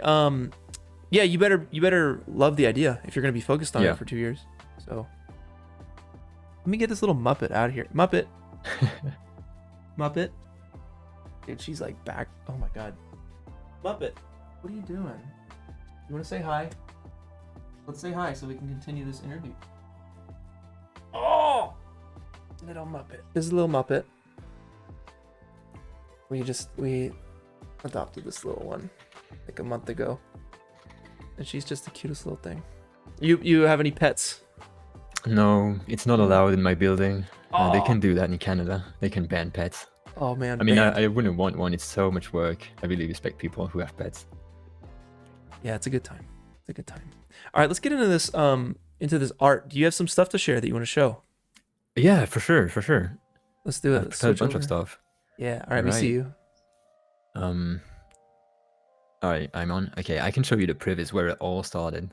Because I think it's pretty nice. I was already trying to find kind of layout ideas and movement. And it didn't really change by the time it was finished, except for the tube, of course. But like, I mean, the most of it is here, I guess. And if you want to see, since we were just talking about it, that was the Harry Potter previs I did. That was the thing I was starting on. You made so I the think right I choice. lost. I think I lost like 3 or 4 days because of that. Yeah, okay. But it's okay. That's not bad. In the end, it paid off. Yeah, for sure. This is cool. So where are you doing this? Are you just in like Photoshop with this previous? Yes. Oh, that's dirty. That's just really, really quick. 6 frames, 6 paintings on Photoshop. Doesn't go much further than that, but at least I can already try to find ideas of directions and scale and stuff like that. And positions. Are you overlaying the template to like as a reference just for like the world or no? Yeah, I was doing that on Photoshop. I didn't have the drawing skills on my mouse to really respect it, but it was on Photoshop to make sure at least the general positioning of elements is coherent with what I'm gonna have. Yeah. Okay. Yeah. No, this is great. You can really tell. Like, this is a great start. Every time I see these previses, I'm like, I gotta do this. This is good.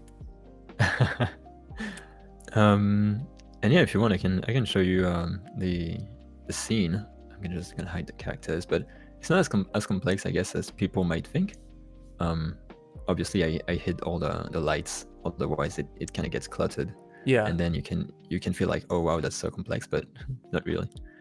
And at the end of the day, it's just a bunch of models, lots of texturing, and lots of lights. I think the lighting definitely helps sell the complexity of the scene, because it creates real lights. Anytime you have a single polygon flying around the scene, now you don't just have a shape, you have an entire real light with shadows and motion blur. So it really helps, I think.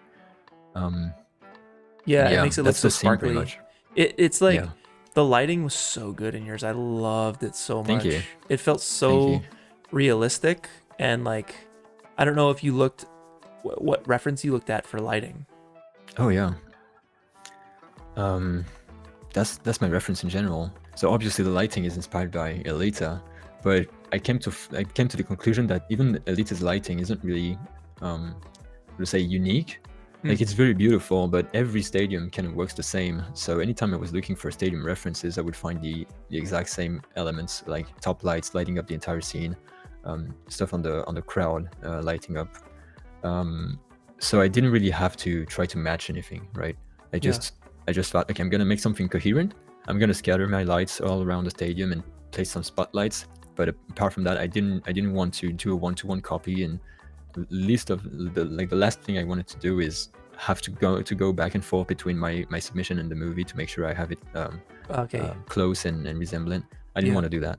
So I just went along with the spotlights, blue lighting, and then I kind of stopped looking at lighting references.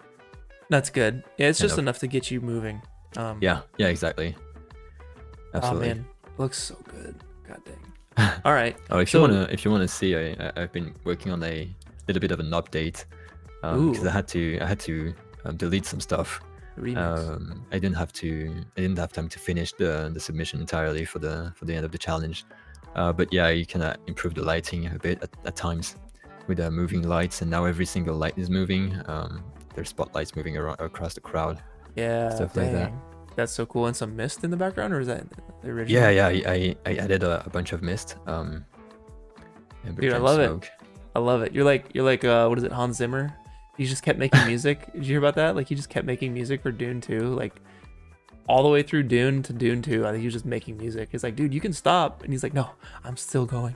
Yeah, absolutely. So Ambergen was so critical to this project. That was my first time using it, and wow, dude, what a software! Yeah, that's what I'm saying. It's like, I want to get in so bad. Like, I need a reason to use it. Oh, that's so cool. Dang. Yeah, it adds so much life at such a little cost. Yeah, that was amazing. I did a bunch of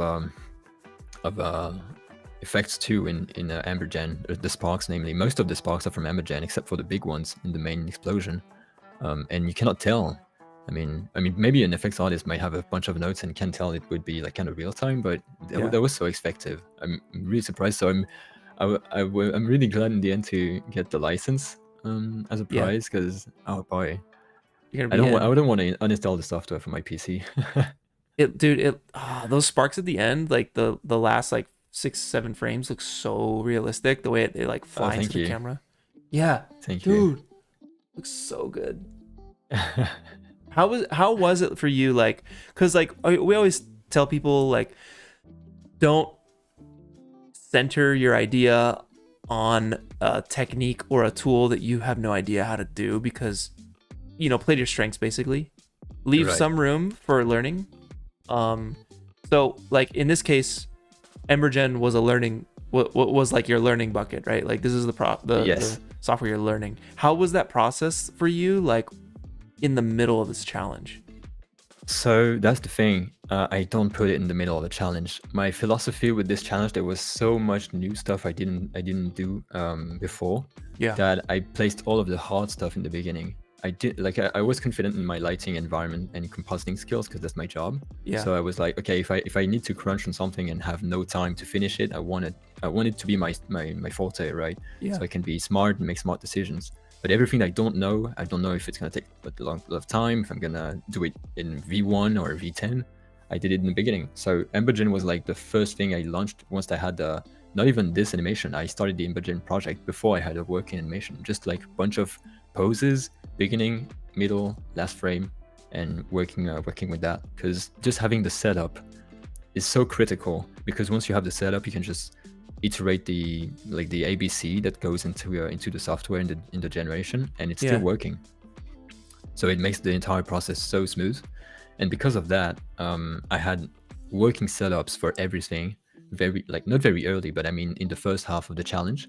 But the trade-off was that it was very late in like the quality of the environment and the rendering, and like it was very ugly. Like that was 10 days before the submission time, like the deadline. When you compare to everybody else on the server, that would be like urgency, like a very dire situation. But what goes on behind the scene is that everything I didn't know how to do, and every new setup, every new knowledge I had to gain to get there was already kind of done. At least a setup. So that was very liberating in my process, I think. That's really smart. It's funny because I would have worked backwards. I would have been like, let me get as far as I can, as soon as I can, with the stuff I do know, to make sure I can do it. So it's pretty cool to see you do the opposite, and because it makes a lot of sense what you're describing. That's awesome. Okay, so from here, you're 10 days away from submitting here. And when did you submit? Did you submit on the last day or day before, or what? Last day, 11:30 p.m. Oh, 30 minutes. I mean, I didn't finish at that time, but every time there's a challenge, you always see people who submit 3 days in advance or even the day before, and they regret because there's like one tiny mistake and they wish they corrected it. So I thought, if there's a deadline, might as well use it, right? That's why we release the submission link halfway through the challenge, because we don't want people to be like, submission link is open, oh, there's pressure to submit. You know, it's like no. I mean, Visual's like, let's release the submission link the last week, and I'm like, I don't know, maybe halfway through. Okay, what we need to fix is this one submission per person business, because that ideally you should be able to swap out. In a perfect world, you should be able to swap that out for your V1. You should be able to swap it with a V2, and it just replaces the file, as long as like whatever is in there by midnight, you know, is what's in there. So that's another thing we need to fix. It'll also just be better for everybody. So we're thinking about it. Yeah, we're thinking about it for sure. Some different vendors. Yeah. Ooh. That's cool. So where did this model come from? Is it like an asset, or did you make this, or what? So I have the scene. So the torso is recycled from Cascador Space Mesh. Okay. I move it, like I sculpt it a little bit. I model on top of it, and I add elements, remove elements. Yeah. But at least that gives me, you know, a female body to work with. Yeah. All of the rest is modeled. The legs were definitely the longest part Whoa. because there's that many elements. The feet that was the worst. Whoa. So So many meshes. you're saying like this isn't like Vitaly Bolgarov's kit or anything? It's not kit bashed. Like you're modeling this stuff or Who? what? Sorry, Vitaly. Sorry, Vitaly I don't know. Bolgarov? Bolgarov. Oh, you gotta check this guy out. He's legit. He's got a lot of great packs. A lot of good like robot part packs. Oh, nice. No. I don't have a big library of stuff on my end. There are Yeah. some downloaded stuff for sure. I think this cable, it's part Yeah. of maybe like a little bit of a cable pack. Okay, yeah. And what I do in these cases is even if when I download stuff, I like to kind of make it my own. Yeah. It's important. So yeah.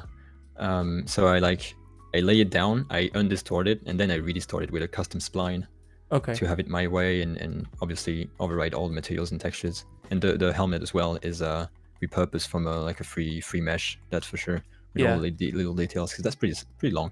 And all the rest, I mean, it's not very complex modeling either. So For sure. that was the longest was the legs for sure, and the concepting, because I mean, concept artist is a job, and I'm not a I concept see. artist. Yeah. So finding the right idea, I think I had like 2 different ideas before that, and I scrapped them both. So there was a lot of lost time. What about your roller rink robo bros? How'd you- Right. I can show you. Sorry, I can show you the pass. You're gonna see the character rendered.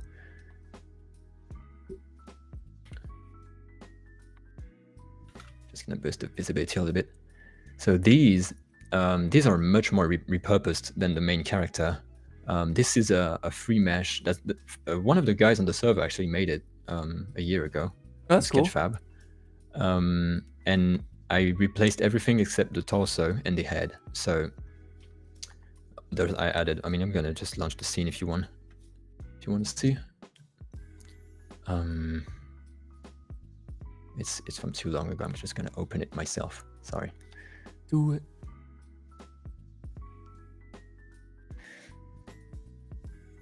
Then again, I didn't want to kind of just take the mesh and call it done. So Yeah.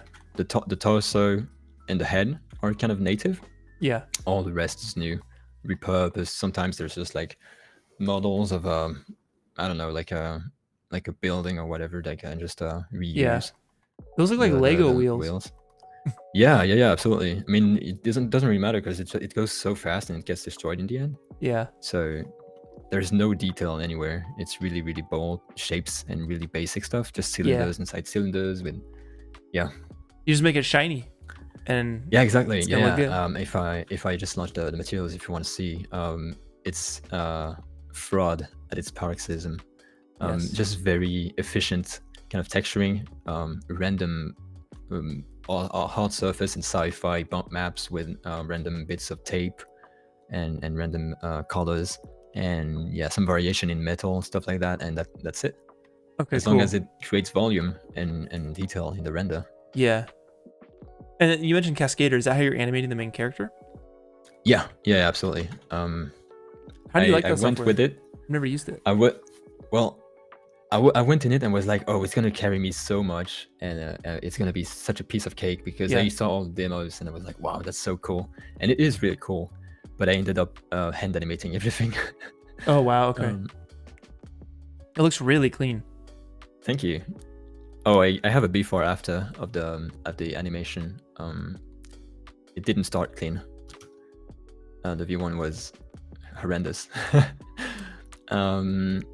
But yeah, I wanted to. I couldn't use the AI features obviously because no AI, and even then, I don't think the AI was trained onto a 200 kilometers moving skater. Yeah. So I don't think it would have worked anyway. I see. And I could have used the physics, but there were so many moments where I needed extremely precise keyframe that it would always cancel out whatever result it gave me and go against what I wanted. Yeah. So yeah, I just used it as a completely regular hand animation. All of these are keyframes, Oh, hand wow. animation software. Nothing crazy. You could do this in any software in the world. This Yeah. is not at all dependent on Cascada.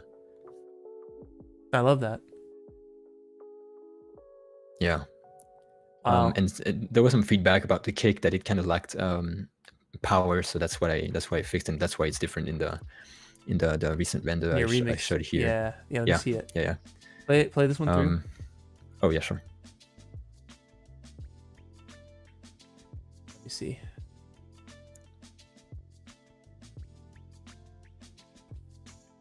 So yeah, that was my process. I think animation was my the kind of challenge looming over me during the entire challenge. I came to it so many times. I mean, you can see it's the V12 of the project.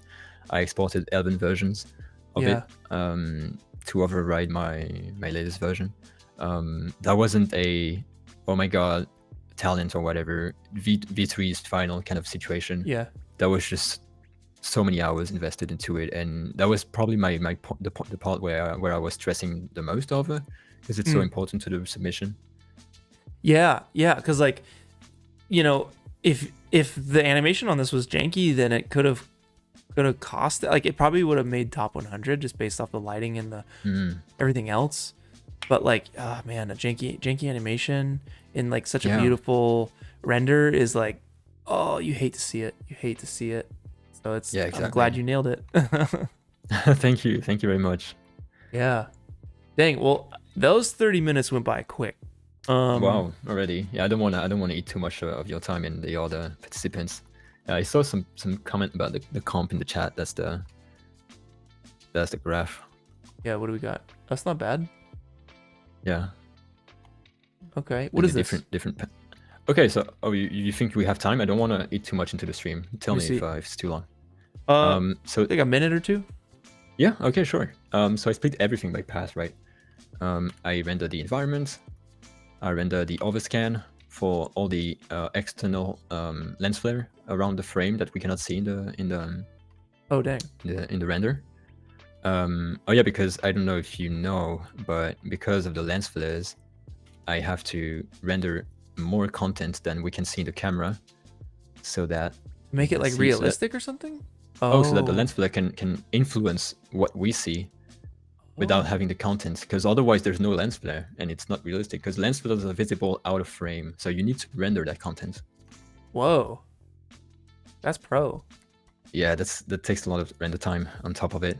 And yeah, that's pretty basic. Atmosphere, all the steam, character cool. Smoke, added some Cool. smoke, added some lights after rendering. I was like, oh, maybe the robots could have some lights on them. So that was done the last day, I think, like, or maybe Sunday, maybe Saturday. I just rendered some lights inside the robots. Yeah. And yeah, pretty normal stuff. Some 3D inside Nuke, and then just relighting. That's what's up. Yeah. Let's be. And this is. So you said this is Nuke. Yeah, this is Nuke. Okay. Yeah, that's another software I need to learn. Yeah, absolutely. It's really powerful. I think you can see my before after relight. You know, it's try to keep it simple, not too extreme, just dialing in some colors and intensities. And yeah, if you want to see the beginning versus final to kind of conclude, or a little chat. Oh yeah, that's such a difference when you see it like that. I mean, the real render is like that, so it's a little bit dimmer, a little bit smoother on the eye. Dang, man. How long you been in 3D? I started studying in 2019. Wow. Yeah, well, I you've come a graduated long last way year. in a short amount of time. That's crazy. Thank you. Yeah, man. Congratulations on Thanks a lot. 3rd place, and thanks for coming here. I'm glad to meet you and put a face to a name. It's my pleasure. Nice to meet you, dude. Yeah, same. We'll see you on the server, and we'll be in our little chat too as well. So yeah, absolutely. Man. Thanks everybody. Congrats to everybody else. Yeah. All right. See you, Lucas. Thank you. Bye. Later. Dang, that was awesome. That was freaking sick. I was just like mesmerized the whole time. Thanks for your guys' questions too. I'll try and sneak them in there. If you have any more questions for these last two, we're gonna talk to Ted here, 2nd place, and we're gonna talk to Jack, 1st place. Then we'll do the weekly challenge after that, and maybe hang out for a little bit. But we are a bit more than halfway through at this point, y'all. Good times. I'm gonna take a little swig of water here, And we'll talk to Ted, second place.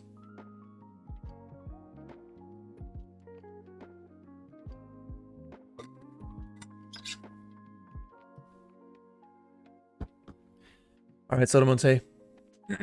It's time. Wait, no, it's not. Now it's time. Ted. Hello, hello. Hi, What's Clint. up? What's up, Ted? How are you? Yeah, I'm doing good. I'm doing great. And you? How are you?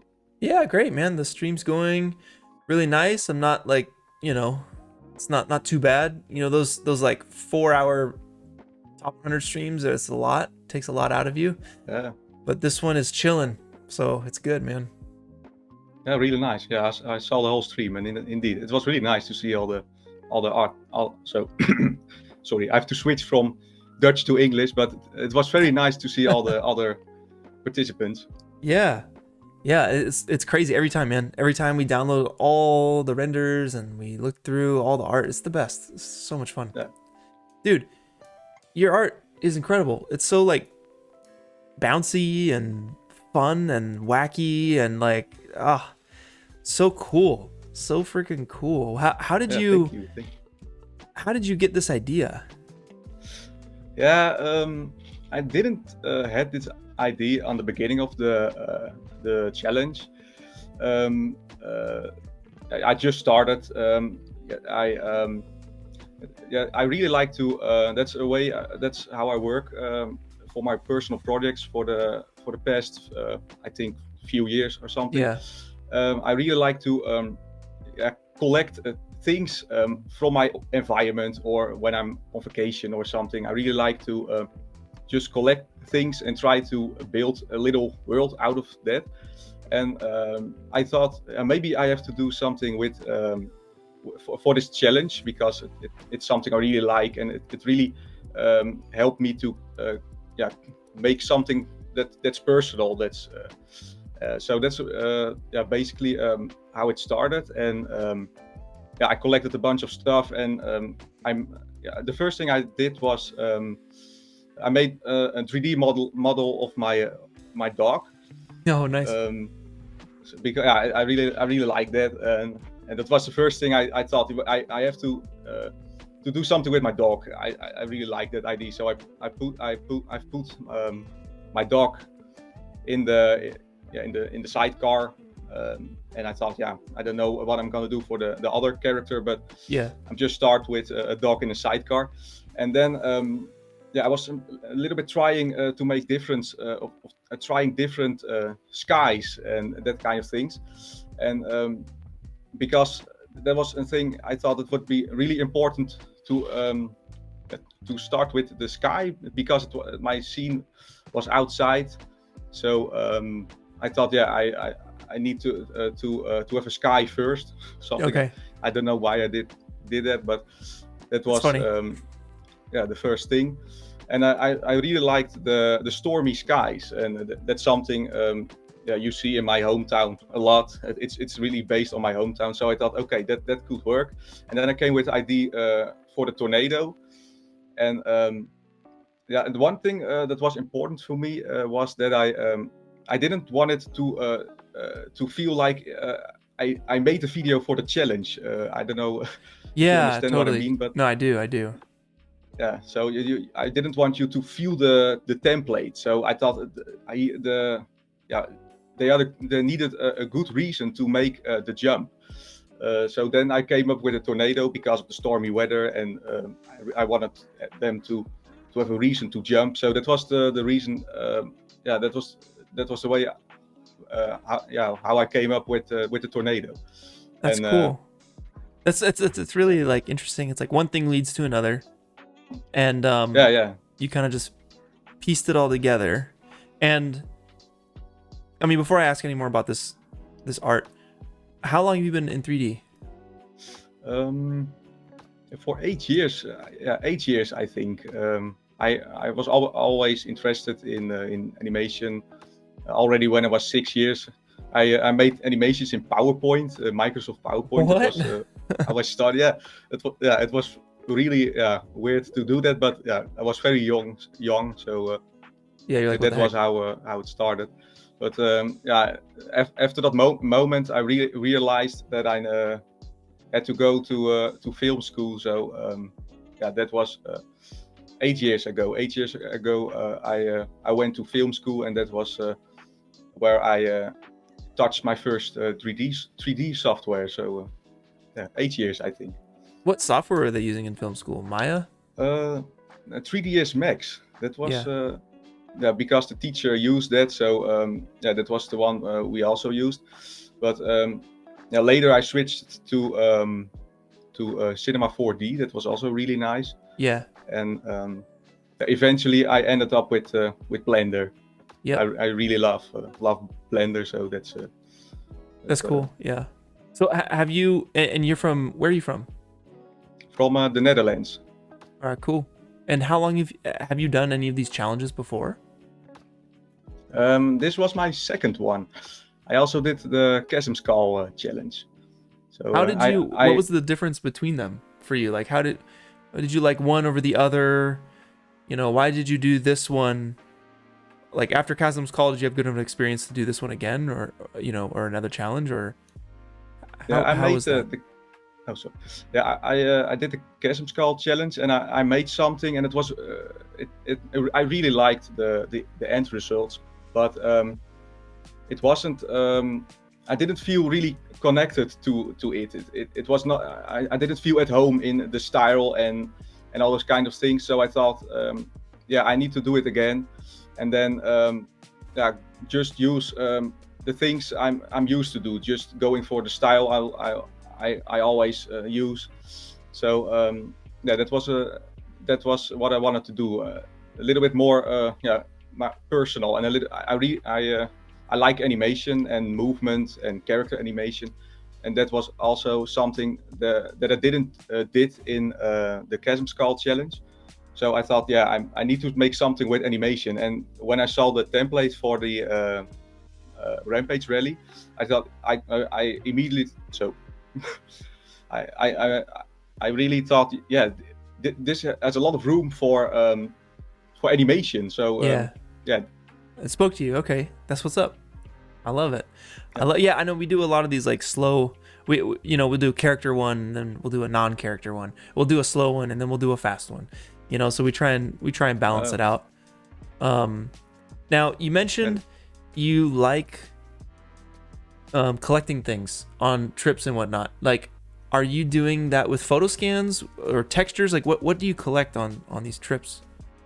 All kind of things. I started with yeah, since the few last years, some cell phones or smartphones have a LiDAR camera on them. So that when that came out, yeah, I really thought, like, I need something like this. So that was the first thing I did.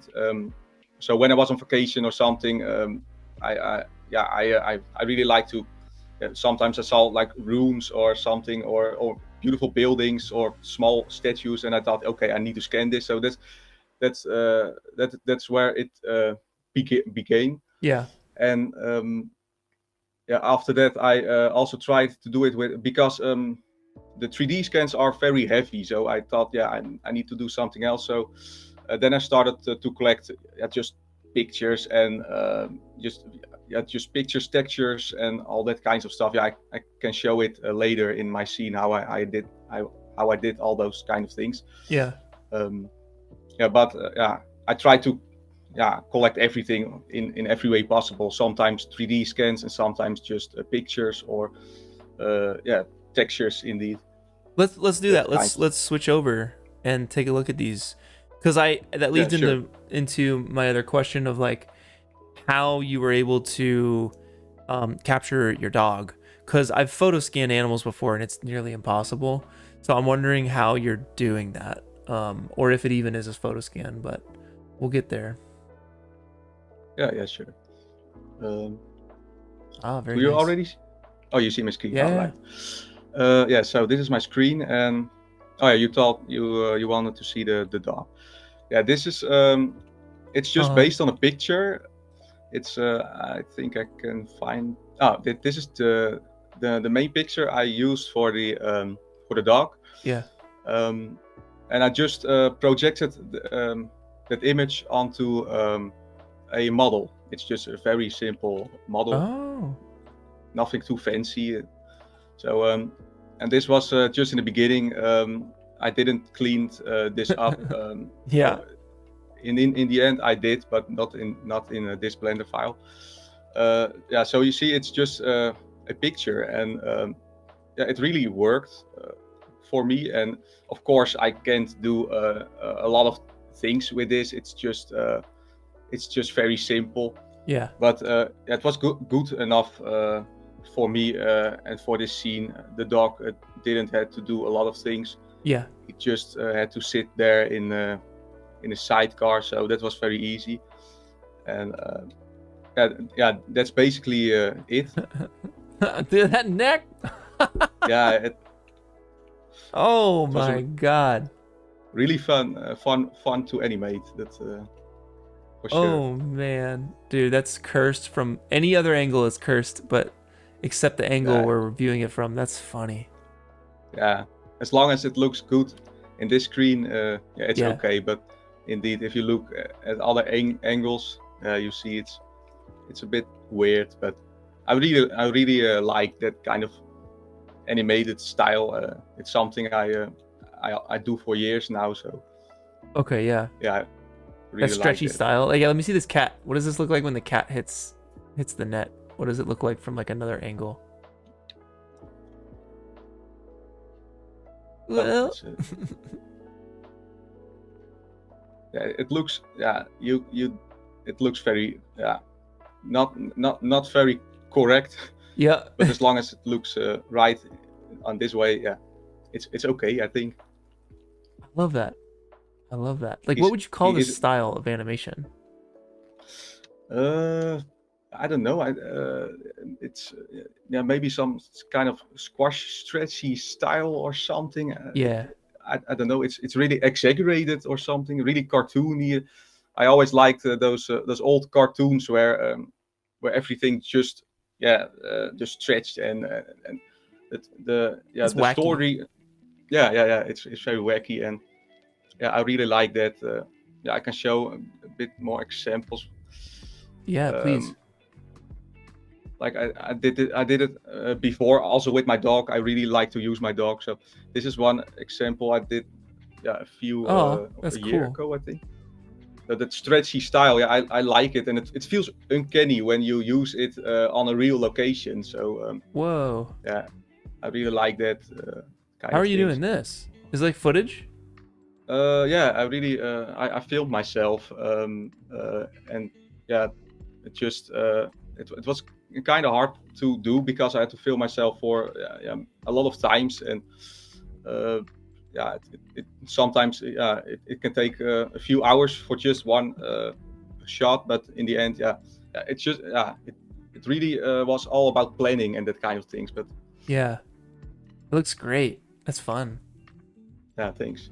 Yeah, it's really I really like this kind of animation. So that was something I really wanted to do for this challenge. Just something in that kind of style that I really like to use. You nailed it. It really stood Yeah, out. It thanks. felt very unique. This was another one that, like, when we were watching the top 100 with the judges, at first it was like, oh, this render's cool. But then the more we watched it, we were like, whoa, this render is actually really, really good. And it just kept climbing and kept climbing and kept climbing. And it landed here in second, which is crazy. Yeah. We were like, the Yeah. more we watched it, we were like, this is actually like genius. Nice. So animating animals is crazy. It's very difficult. It looks like you're in a position here where you don't have to animate legs. And No. yeah, so it looks a bit more doable in this sense. Yeah, it was kind of easy because you had the vehicle, and that was the most important thing to animate. So yeah, most of the animation came after I animated the vehicle. So yeah, it really helped that both of the characters are just sitting in place, and yeah, it really helped because I didn't have to do a lot of I could make an animation where he was walking or something, but yeah, it would take a lot of more time to animate that indeed. Yeah.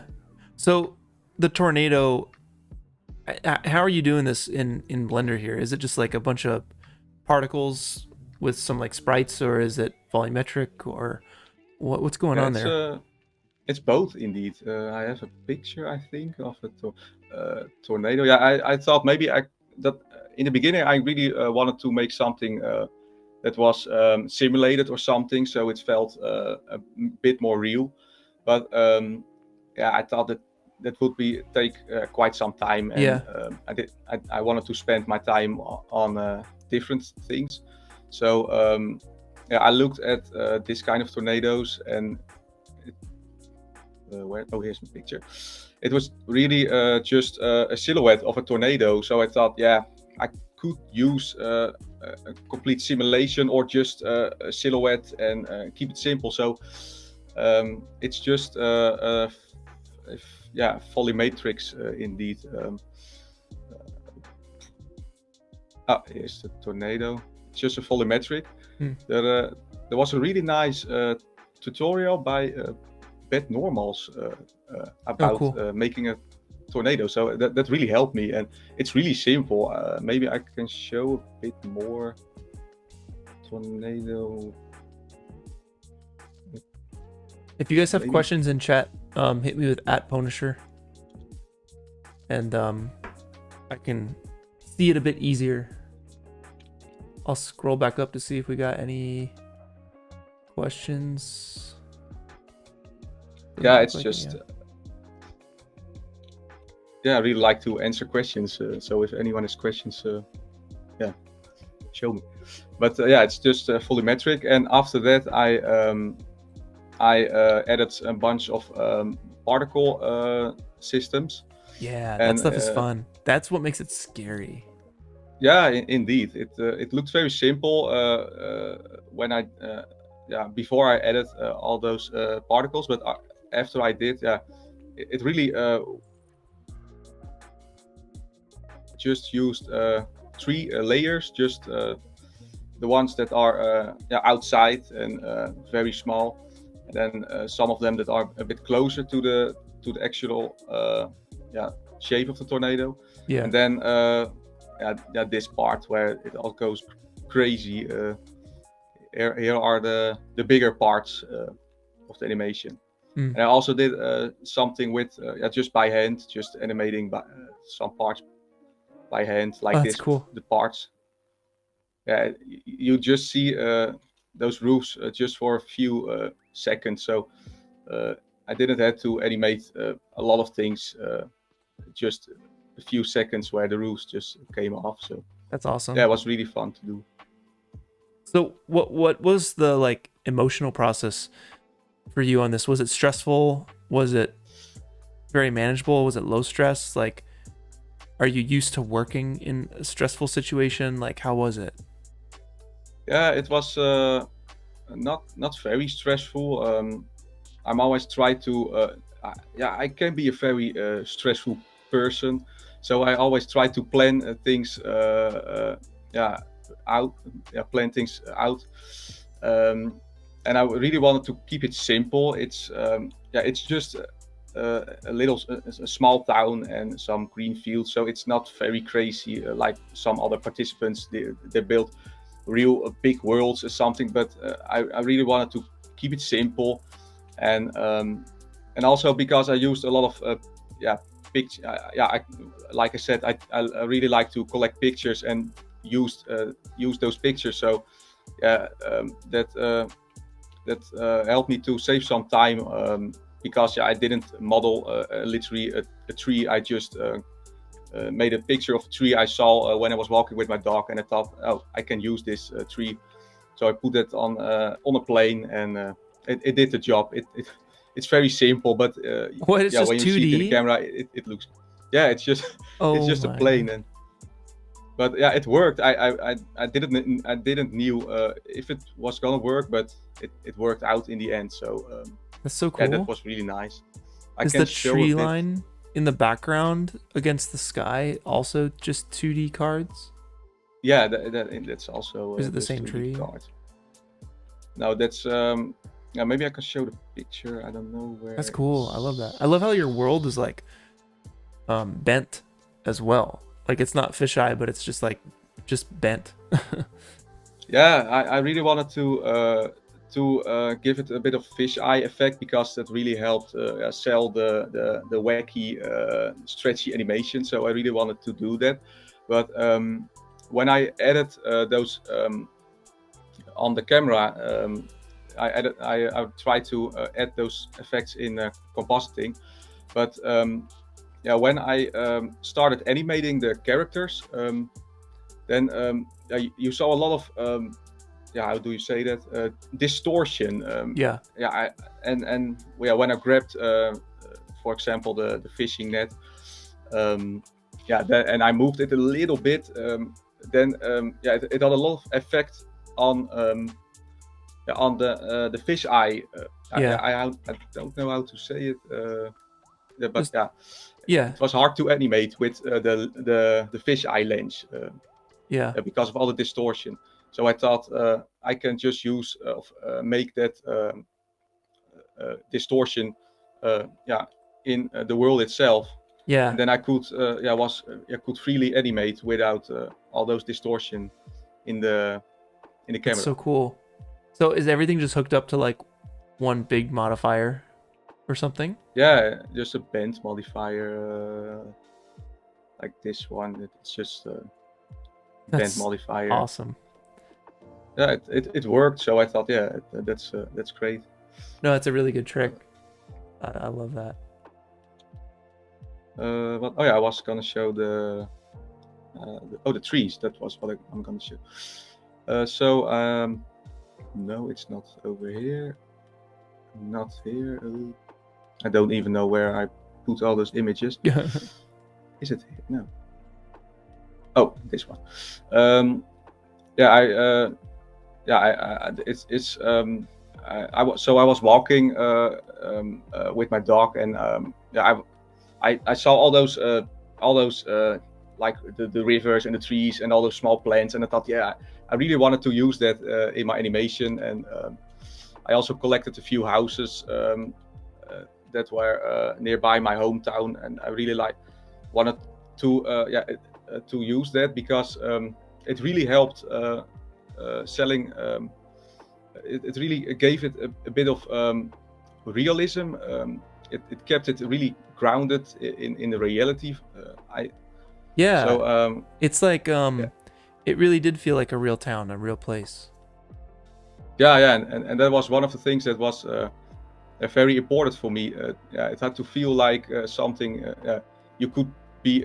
You could walk through this town or something. So yeah, that was one of the main reasons why I collected all this stuff. So here is the tree, and I just took a picture of this tree, and then I because of the sometimes you have those days where you have those very white sky.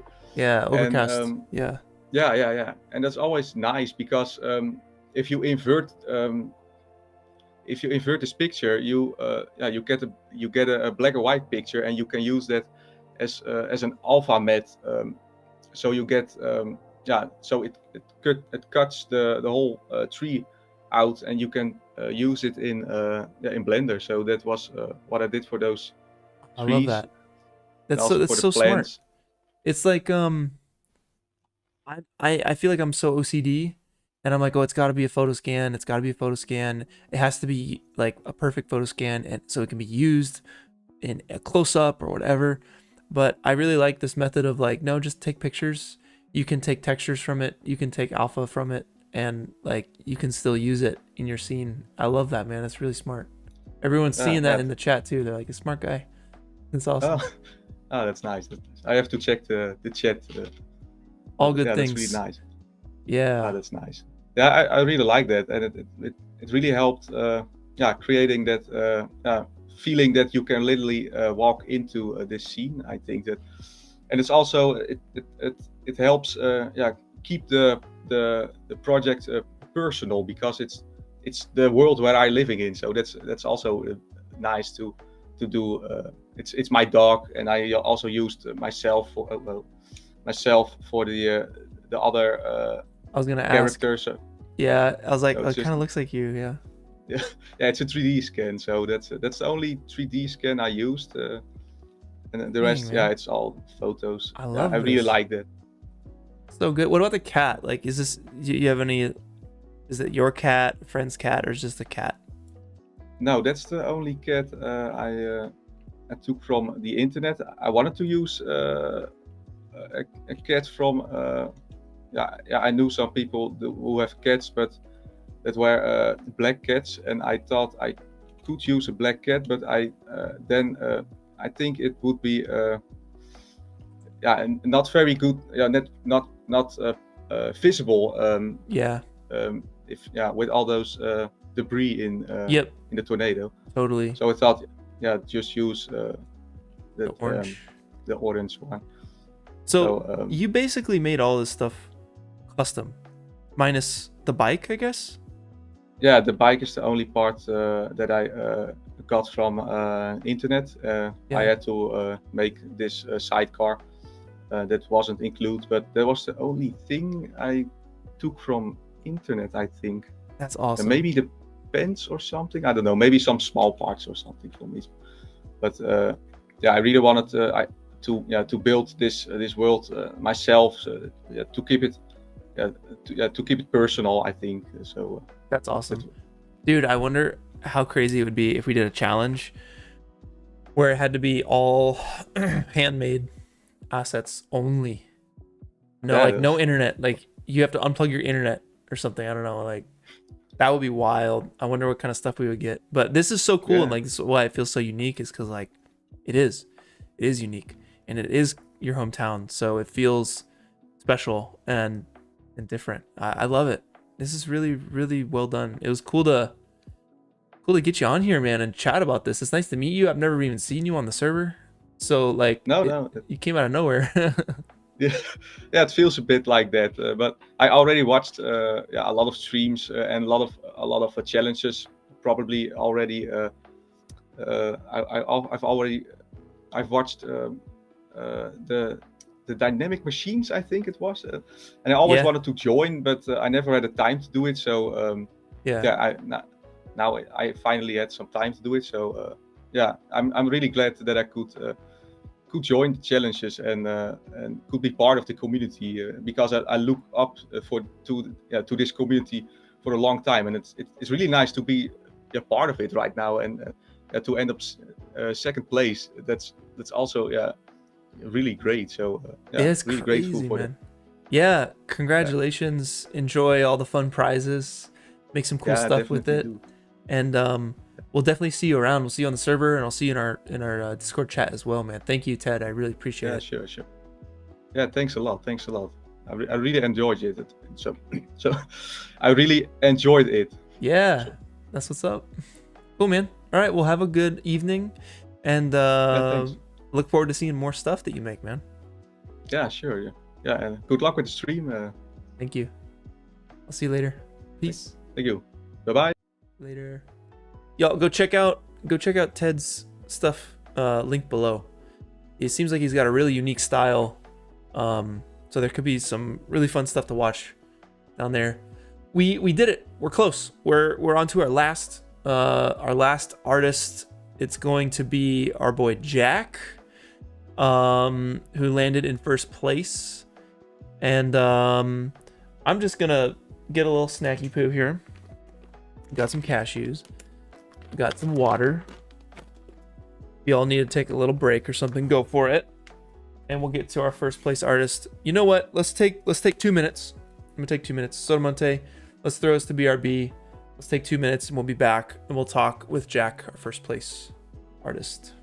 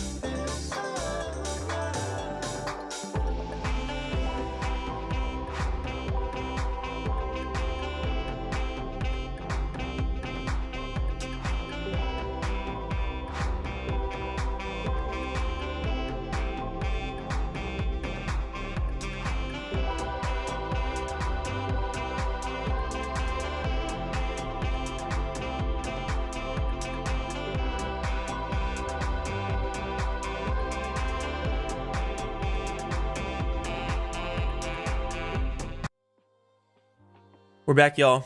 We're back at it. We have our first place artist to talk to. It's Jack. It's going to be good. Right after that, we got the weekly challenge, 2 of them actually. I forget exactly what they are. I think one of them's see here. I get myself in trouble like this because I'm like, oh yeah, I know exactly what they are. I judged them yesterday. They're cool. I'm excited to show you them. So we'll do that after we talk to Jack. And then maybe we'll hang out for like 5 minutes or so. And then I got to get some food. So let's hop in. Let's go. Oh, snap. It's Jack. What's up, Jack? Hey, what's up? What's up? Good. Dude, congratulations, man. What a win. So freaking sick. I love it. I didn't expect to be here, but here we are. Yeah, man. It's crazy. I'm like, I don't know. You've been entering these challenges for years, I guess. At this point, you said you did 9 of them as well. Yeah, same as Bunnet. Yeah, the since alternate realities. Dude, every single one. So crazy, so freaking crazy. How has it been like doing 9 challenges? What is that like? I mean, it does take over my life every 6 months for a month. My girlfriend doesn't see much of me for 30 days. Yeah. But she's at peace with that. I mean, she helps out with giving feedback. That's good. Which is really helpful to have a non-3D artist giving feedback. Definitely recommend that. No, that's 100% true. My wife catches stuff all the time. She'll have notes on things. It's usually always right. I'm like, okay, yeah, let's do it. Yeah, it's like the big picture stuff, you know. I feel like on the server, we're all quite technically minded. We're all zoomed in. We're zoomed in pretty far. Yeah, we're all looking at the pixels and like, oh, did they use optical flow here? Did they do this or that? And yeah, outsider looking in just says, why is this person doing that? Like, why is this character in this place? What's the point of this? That's where I find that sort of feedback. Yeah, and that's the stuff that's really important, because that's the stuff that connects with the world, essentially, with everybody else, and is really crucial to catching on, you know, and being understood and striking a chord with somebody. So shout outs to your girlfriend. That's cool. Said I'd get her into the stream somehow. So. Okay, good. It's good. It's important. It's important. Shout outs in. So for doing these challenges 9 times, they don't get old for you? Like that each one is exciting, or like at this point you're just like, it's so exciting. Yeah. All right, that's what's up. Yeah. Like they don't get old at all. It's every template is a totally new thing. I mean, I won't lie, I much prefer the fast templates. So like Kinetic Rush and this one have definitely been my favorites overall. Yeah. Chasm's Call I found challenging. Just the slow pace. It was more like making a painting that moved compared to making a shot, you know, in the way I was thinking of it. No, that makes a lot of sense, and I think that's helpful to know when we go into making the next challenge, because you know we want people to be excited about the template, so that's helpful. So when you saw the template, well, before we get into the art, where are you from? For everybody who doesn't know, I'm from Scotland. Lived here all my life. Yeah, okay. But yeah, I like it here. It's nice. There's plenty of countryside around. Yeah, man. We were gonna meet up. I was gonna be down there, but we'll get it. We'll get it at some point. At some point. Yeah. It would have been cool to congratulate you in person. Yeah, we could have done this live. That would have been crazy. That would have been crazy. But yeah. And then how long have you been in 3D? Yeah, in earnest, trying to make art, it's been around since a few years. So whenever Blender 2.8 came out, which I think is the same for a lot of people, sort of near COVID times, and we all needed something to do. Yeah. So we were picking up this new hobby. But I was playing around with like Google SketchUp back when I was 15, 16 years old, so 15 years ago. Yeah, much. okay. I was in the middle, I kind of forgot about it. And for a while it was like, oh, I'm going to learn this so I can do game dev. And I never thought about making art. But something clicked a few years ago. And then I found the server, and it's just been a bit of an obsession ever since then. That's amazing. For a lot of the people who don't know, back a couple, maybe a year and a half ago, we took all of our mods and kind of put them up to admins, and then got a handful of artists who were winning the weekly challenges. We reached out to them and asked them, you guys are active on the server. Would you mind being a moderator to just be active in the community and, you know, have the ability to, you know, remove a post if it gets heated or something, you know, that kind of stuff. And Jack is one of them. So, his art, I mean, all the weekly challenge stuff that you did is amazing. And thank you for making the community what it is. You definitely take a part in that. So it's really cool to see you win this thing. Like, it's so deserved. And it just feels really good. I feel so good about it. And, you know, Thanks. Yeah, it's freaking awesome, man. It feels like the end of a big, well, not the end because I'm going to keep going, but it's, yeah, I've been iterating up to this point. Totally. Finally made it into, well, blasted right through top 5. Yeah. I thought maybe I'll get to 5 and then I'll be happy. I'll be Yeah. happy with 5. But, oh, I couldn't believe it. It was funny. Sam came over like last week or something, and it was the day, I think it was like the day before I launched Top 100 or something, and we were coming over to play some music, and I had this on the screen, and I showed him, I was like, you want to see who won? And he's like, God, he's like, so good. And then he really zoned in. He really focused in on this. Let me see if I can get this. He focused in on the bounce light. He's like, wait, go back. He's like, this bounce light right here. This right here is like pro.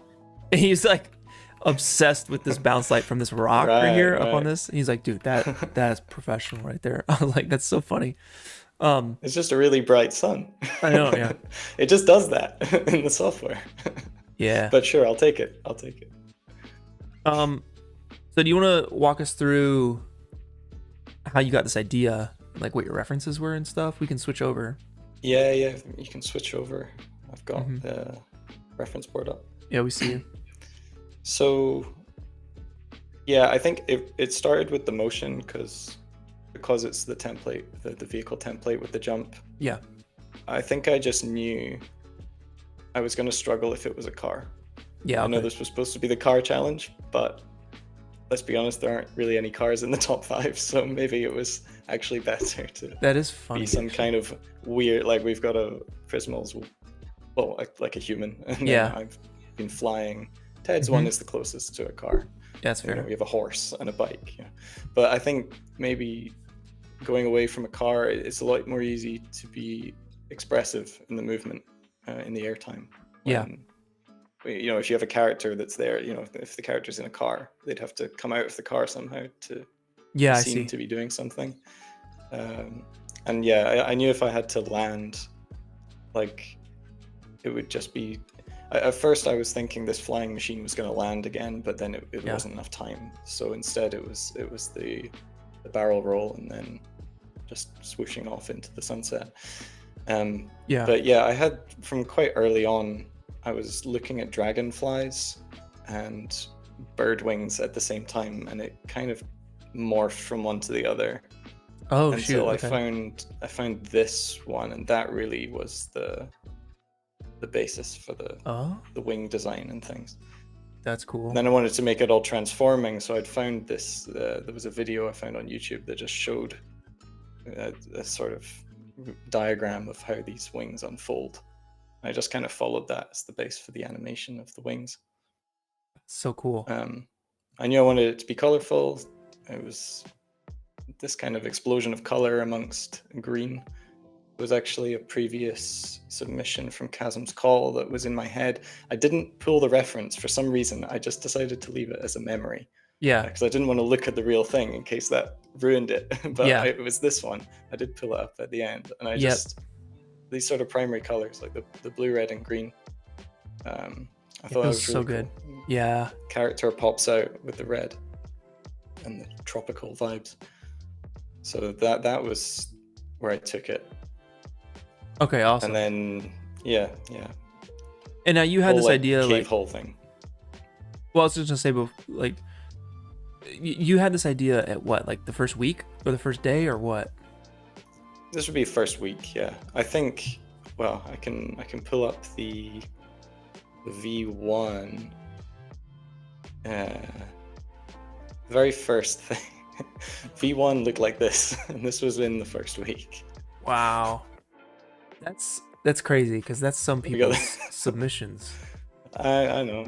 Yeah. But this is all basically, it's just assets chucked in. So yeah, I've got a very quick way. I've got Blender add-ons for throwing in a human character with a rig very quickly, and yeah, that's everything's just kind of mega scans with scatters on them. Yeah, you can get quite far with really basic stuff, and then from there it's just refining endlessly. The next version, that's probably a week or two in. Okay, yeah, this is starting to be a thing now. Like the lighting is kind of dialed in. The foreground, like the first half of the render is kind of dialed in. It looks like you have your vehicle dialed in. Maybe not all the animation, but like the general kind of movements dialed in. Yeah, it was missing like some of the extra bits and bobs, tail feathers and things. How did you come up with like the vehicle? Like is it modeled? Is it kit bashed? Like what is that? It's a bit of a mishmash of things. So I think I started out with just a frame. I was just modeling kind of boxes and then trying to break them up into edges. I was thinking of bamboo and sort of struts and bamboo struts. Yep. So that was all just getting mashed together. There's some little geometry node things in here in Blender that just turn it into ropes from a simple shape. Oh, what? That's what? Yeah, I didn't make it, but there's lots of these little. I've just accumulated little geometry node helpers over the years. So That's so cool. And then like the whole saddle thing, that's from a big, medium, small kit. But I just thought it looked cool, so I put it there. Was it like doesn't was necessarily make sense. It's a Was camel. it a camel? Saddle. Yeah. Okay. Yeah. It was a camel saddle. It looks so cool. The wings were separate.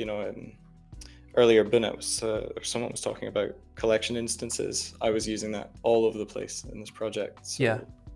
Like the wing here is assembled separately and then instanced because these feathers all have their animation on them. Wow. That's the wing that's animated. Where's my timeline? So like the animation there is then assembled into the main thing, but those feathers are themselves instances of the master feather, which has its other wiggles and animations on it. That's awesome. The tail feather. This whole thing is linked in to the master file as well. It was all kept separate. Wait, so you're animating? This is really smart. So hold on. It's a bit of a mess, but so instead of animating the moving vehicle and all, like the feathers on the moving vehicle, you're pulling it off to the side and instance, like that's the master, and then it's instanced onto the vehicle.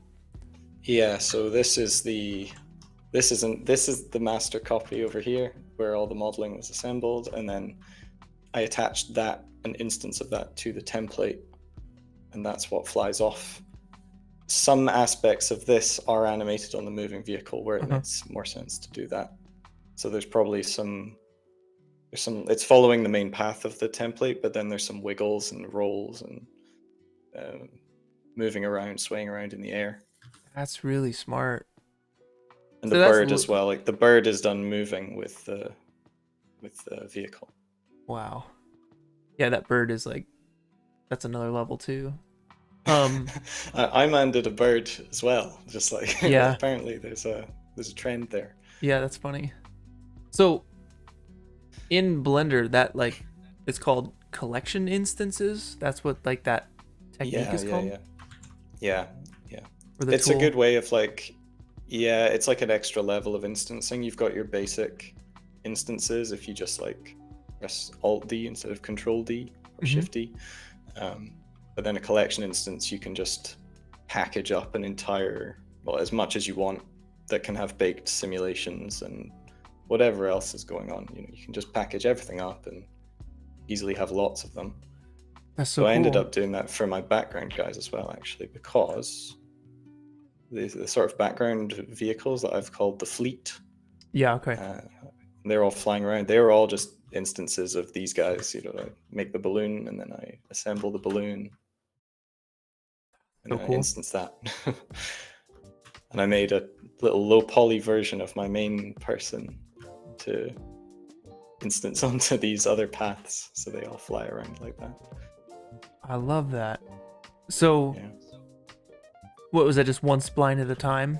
Or did you take a spline and instance it, and like how did you do all of that right there? So this was, I stole a geometry node thing that is meant for doing little flocks of birds, like seagulls and things. And I just repurposed it. So instead of adding a seagull body and wing, I just add my my vehicle body and wings, and then it automatically generates the flapping wings.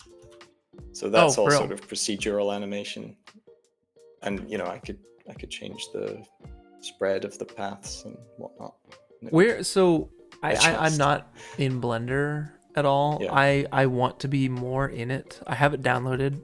I used it a little bit for some utility stuff, but where are people finding all these add-ons? Like, is there one spot where you're finding add-ons, or is it literally just like it could be anywhere?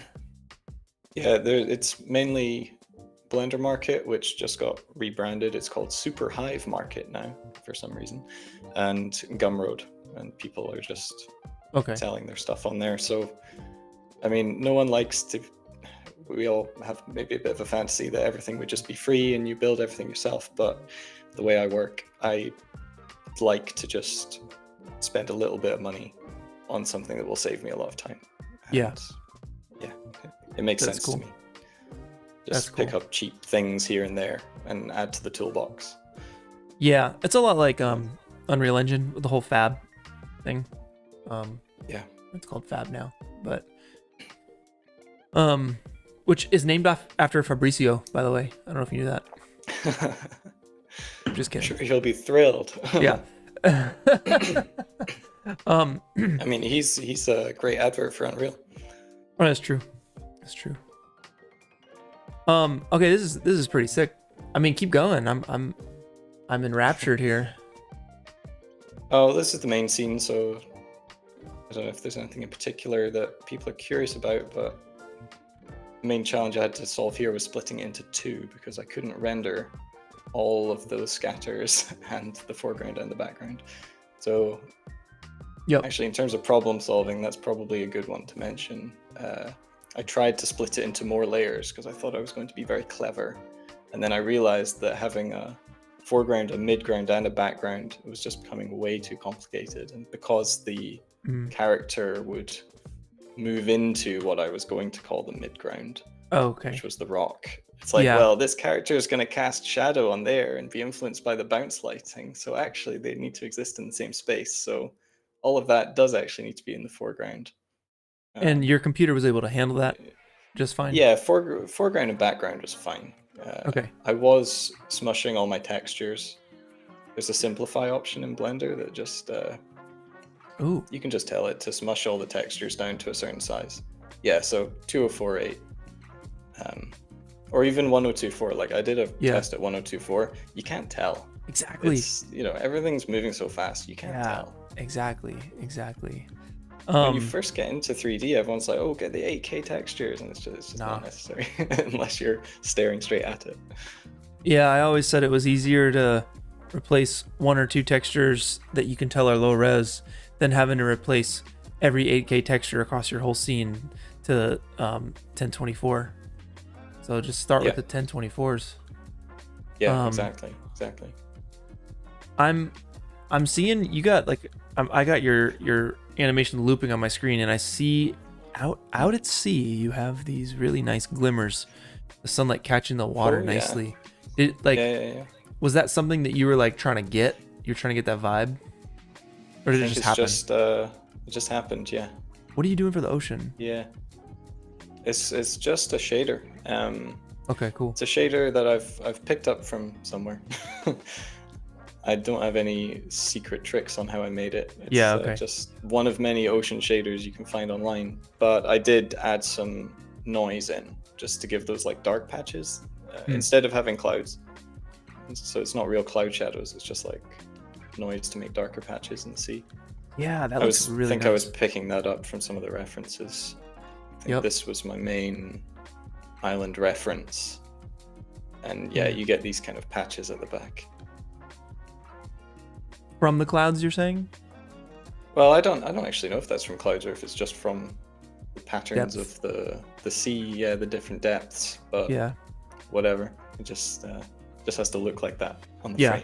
Totally. I'm not going to question too much. Yeah. God dang. What was the most difficult part of this for you? It's probably I was having a lot of problems in post. But it was self-inflicted. So I was, again, trying to be very clever, and Prismal was telling me all these cool things I could be doing in post, like, oh, you can do your atmosphere in post, you can do this and that, and I thought, yes, I've done some DaVinci before, I know what to do, and I ended up pretty much failing at everything I tried to do. But it was okay, because I had time to just do it in 3D instead, but I had this ridiculous mess of nodes here that half of it doesn't even do anything. Like all of this doesn't work. It didn't make it in. All of these, so whatever's there, none of that is turned on. So, since then I have had some time both in my free time and at work to explore this a lot more.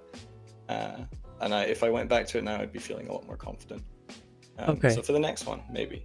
So that's maybe a good problem-solving story. So Basically spend more time outside of the challenge. this fusion situation, is this kind of comparable to Nuke? Is that like Yes. okay? Yes. Yeah, It's like Nuke, but it's not as well supported in terms of like there's less tutorials. It's more aimed at people doing video stuff, not 3D stuff. So it does have the 3D tools, but it's hard to find tutorials. So I'm trying to like make up everything based on what I've seen in Nuke tutorials. Oh. Yeah. Yeah, I really want to learn fusion. I mean, hey, I've said that 4 times. You've Four different got a programs. lot of things on your list, yeah. I think fusion is actually really up there because right now I'm not paying for After Effects, even though it's like I should be, because it's out of any program I've ever used, I have the most hours in After Effects, and I feel so at home and I can do so many things in After Effects, and I'm kind of like lost at sea now because I don't have any comping software, and I'm like, oh, I don't know, this is sad. So I need to learn. I think Fusion. I'm all DaVinci, pro DaVinci for sure, and I feel like I like everything in DaVinci so far. I just Fusion. I have not even simple. Like I need to know how to do simple stuff. It's just all those Andrew Kramer tutorials, man. I need that for Fusion. Right. I mean, I've been writing a giant tutorial at work recently, so maybe I could share a bit with you if they say it's okay. Please, dude. Please. I need it desperately. Yeah, so what did you end up doing for your comp at the end of the day? Like you said you did all that stuff in Fusion, but like did you use some of it to finish it or like yeah. There's things happening in here, like the background and foreground being merged. The sky, I was replacing the sky, just with a more interesting sky. I don't remember what any of these do, by the way, so I'm gonna just hit random ones on and off and see what happens. But something here, yeah, okay, there's the sky getting merged in. I was doing a lot to the color of the sea as well, because I really wanted to bring out the blues. Okay. This is super slow, like it's not efficient. I'm not proud of this. That's funny. But we got there in the end. Yeah, there's like I rendered way too much background in the end as well, just because I didn't want to think about it. So the background was done like end of week, like the start of week 4. Okay. And then I was just re-rendering the foreground a few times on top of it. Yeah. When you say you render too much background, what do you mean? Well, like the entire frame. So like I probably could have not rendered all, like at the start of the animation, back when we're in the forest. Oh, for sure. All of this background is being rendered underneath, and it's just kind of I see. Waste of GPU. How would you render that? If you could go back and re-render it, like what do you do, like some mask or something on the render? Because like yeah, maybe, but then it would change, so maybe it's not worth it. So that's probably why. Do you think it's faster? Imagine this. Imagine you have an animated card. It's just black with a punch out, basically a little bit wider than that forest that you have, and then you're blocking it with cards in render that are like non-reflective, just black flags essentially. Would that technically render faster than without them? I guess so, if that's what the rays are hitting. Yeah, like in theory. I don't know. You'd still have to load. I mean, the main thing that I was running into was just the burden of like loading extra assets and things. So that was the first thing. It's like there's always a trade-off when you start splitting into layers, whether it's worth the extra time of like loading all the extra stuff, or because if you're sharing assets between the foreground and background layer, you have to load all of them twice, and that can add up. If you're loading all these scatters in the foreground, but you're using the same scatters in the background, you're loading all the same textures all over again. I see. Bit of a trade-off. Usually it doesn't matter compared to the actual render time, but it could matter in some cases. So it's always a good amount of my time is spent just experimenting with the best render settings every challenge. Have you I always used tell myself I'm not going to, but it happens. Have you used Fusion before, or is this your first time comping with Fusion? No, I've been using it for previous challenges. Okay, you like But it? I do like it. And I feel like I'm finally starting to understand it. Okay. So I might come back and clean all this up with my new knowledge that I've gotten the last couple of weeks. That's nice. Yeah. Talk to me about this bird. Lastly, here before we go, Yeah. like, The are bird. you hand animating birds now. What's going on? The bird was a late addition. I just felt like there was something missing. Yeah. And that something was a bird. Yeah. So I just found it. It's an asset. I found it online, and it came with some. It was a free one. It was off Sketchfab or something. I've got the credit like linked on my upload on YouTube. It came with some flapping and taking off and landing animations. Oh dang. So I was using those. This is very similar to what Aiman was saying, like an asset that came with some base animations and then constraining it to the character at the start. Mm-hmm. And then at this point, it comes off, and then he was smarter because he made it constrained to the camera, so he didn't have to chase it. I ended up just sort of keyframing it manually to get it to stay in the right distance. It was totally unlocked at this point. Oh man, that's tough. And this took ages to get right. Honestly, I was kind of regretting my choices. Just getting the release to look right. I mean, I still think it doesn't look right when you watch it here. It somehow works in the final clip. It's so but funny. In slow-mo, it's not great. Like, it's a bit janky. So But going I back, don't know. would I you got away with constrain it to the camera? Yeah, that was a great idea. I don't know why I didn't think of that. It's so funny. Yeah. It's so funny. Yeah. I love it. But I always wanted to have one of these, like, I always like to have a little extra thing. So Yeah. in my Kinetic Rush, Uh-huh. it was the girl running with she throws a ball up in the air. Can you play it? Do you have it? Yeah, I can go grab it. Is that final? Oh, how many finals are there? Oh no. So many. Final. Oh yeah, this one. Yeah, this. Good. Dude, this one came So so it's a close. little extra flourish. Yeah, of to throwing toss. the ball up. Yeah. So that the so bird good. in this was that. Okay. That was the idea. Yeah. you know? Yeah. No, that's definitely like a flex. It's good. Man, congrats. You killed it. It's so good. Everything on this is 10 out of 10. The story, the render quality, the lighting, the animation. It's just so good, man. And the fact that it was you of all people is like, makes me so happy. It's all come together. Yeah. It's just practice. Yeah.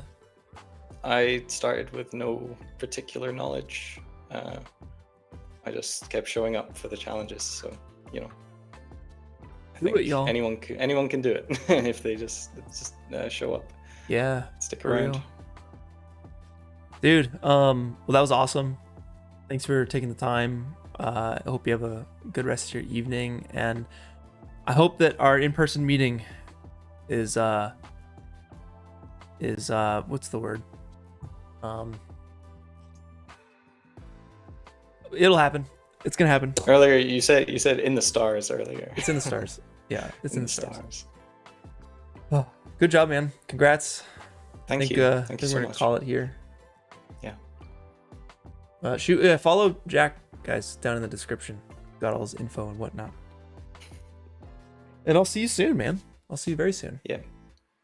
Thank you. Sweet. It was a Yeah. pleasure. Yeah, And absolutely. thanks for man. organizing these, and please don't stop. Yeah, man. They're great. We need We'll them. We need the keep them challenges. coming. We'll keep them coming. Absolutely. Yeah, man. All right. I'll see you later, Jack. All right. See you. Thanks. Peace. Later.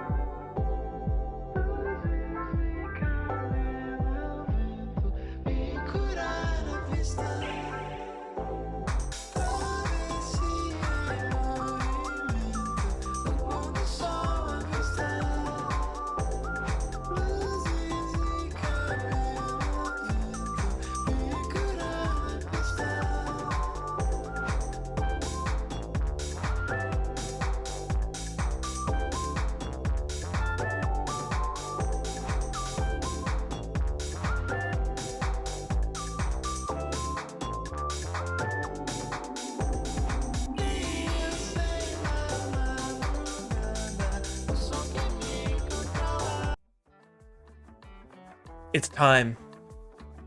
It's time, y'all. We're gonna do Cursed weekly challenge. Let me get rid of this. Hold on 1 second. Whoop. Yeah, we're gonna do the Cursed weekly challenge right now. And then we'll do Scavenger another time. So this is just Cursed right now. All right. Let's get into it. With our first winner, we got, is that Jeff VFX? Yes. Super creepy. If y'all seen The Descent, that's a great movie. Kind of reminds me of that. Yeah, it's creepy. It's like you see the soldiers coming down, silhouetted nicely, and then you got some creepy little skeleton arms silhouetted as well, and then we have like this foreground thing, which originally my note was like, I wish I could tell what that thing was a bit more. I wish I could tell, like, read the silhouette of that thing, because it looks just like wet rock as well. They're kind of camouflaged in, but at the same time it kind of makes it creepy.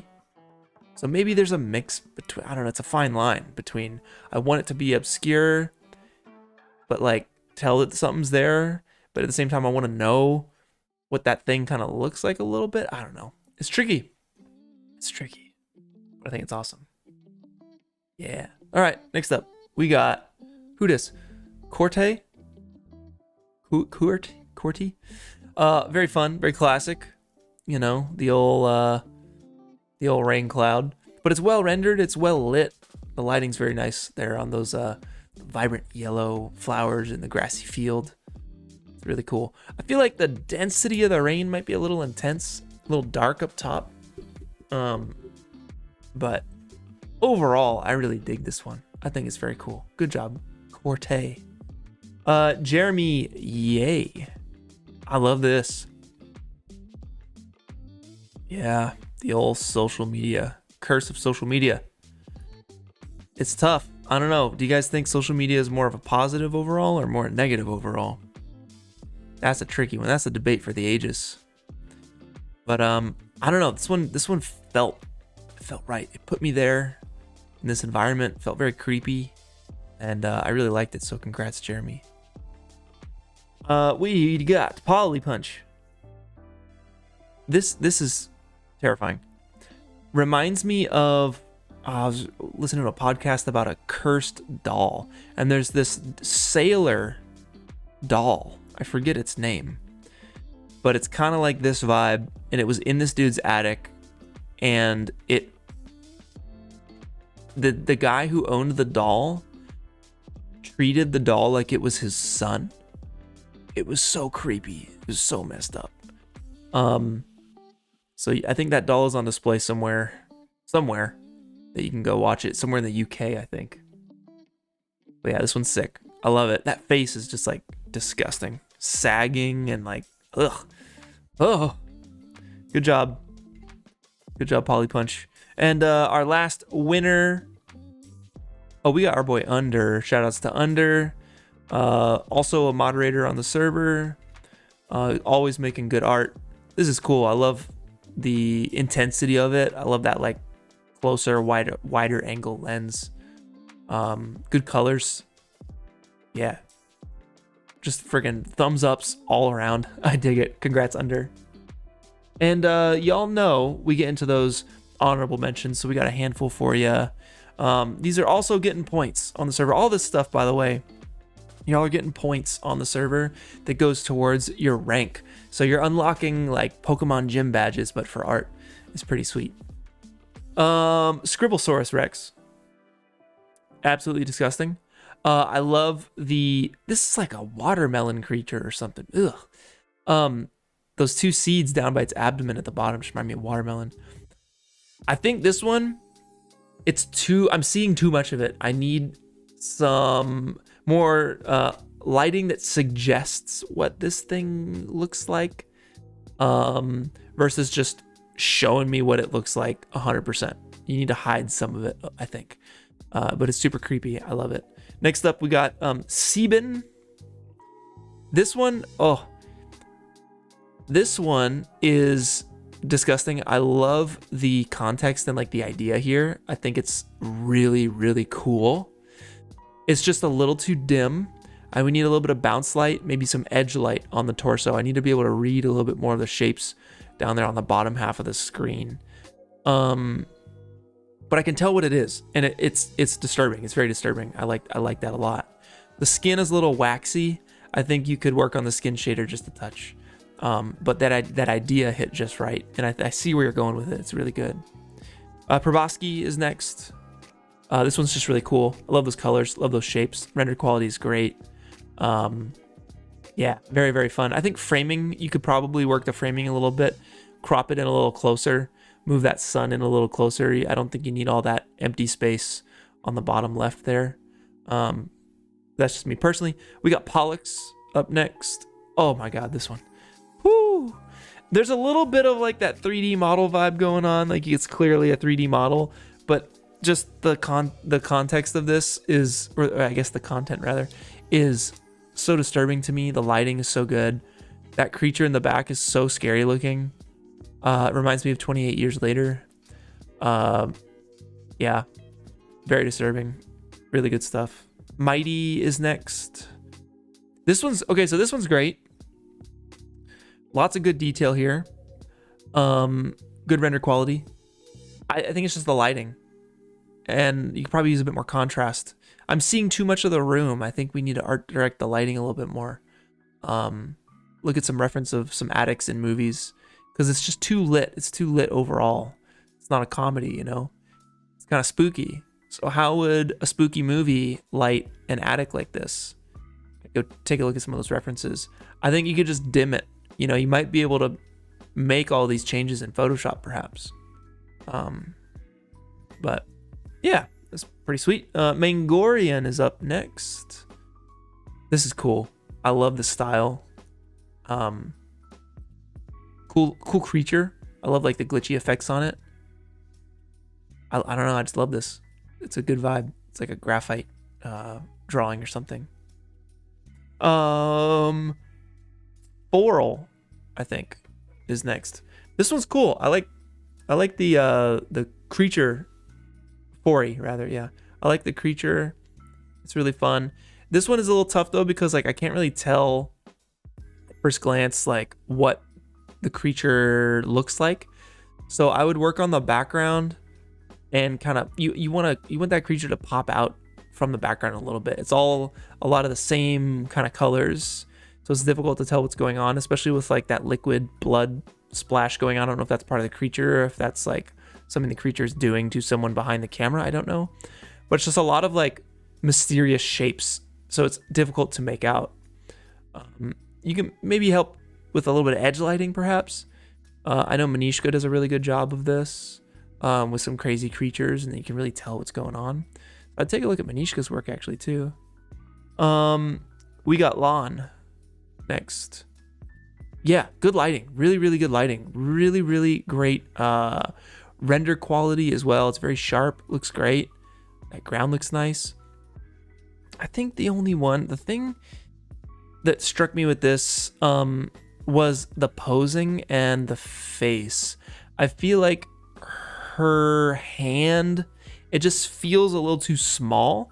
I think it needs to be up a little bit further, like we need to see her wrist or something. And I think her mouth needs to be slightly open. It feels a little, I don't know, a little dead, but not in that context.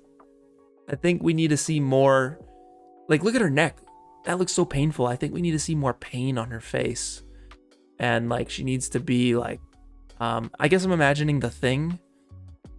You know, there's like people yelling fused in with like meat and muscle and all that stuff. And like, they look so painful. For her, it just looks like it's just normal. I don't know.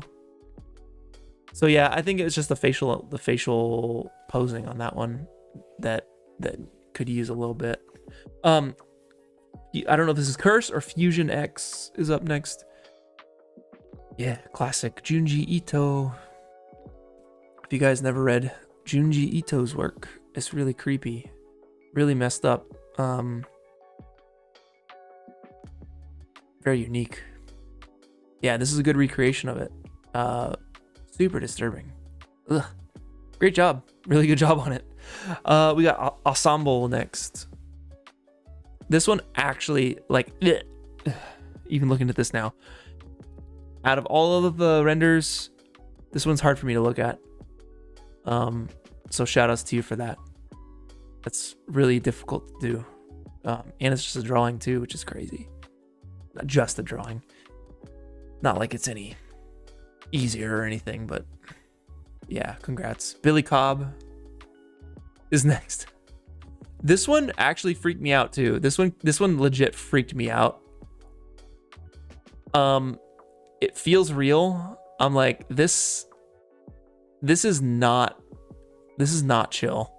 Yeah, the description, I don't know where this thing came from. I just need to get rid of it. Is so creepy to me. It's like a creepy pasta, no sleep kind of a vibe. I love it. It's got an emotional reaction out of me as well. And finally, we got Arthepex with really nice lighting here. Good posing. Solid framing. This one came close to winning. Yeah, this one was really solid. Really, really good. So yeah, that's it. That's our Cursed weekly challenge.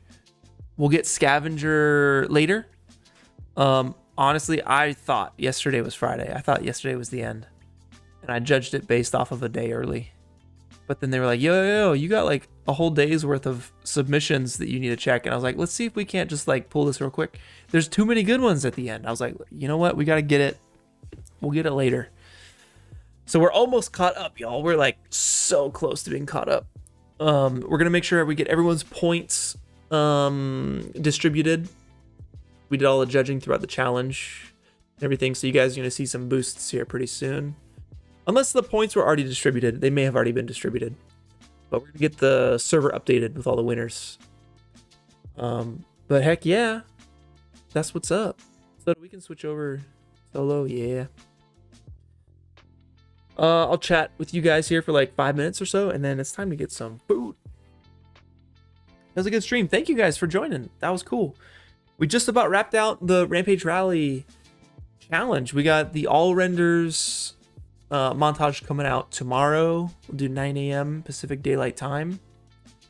So look for your render there.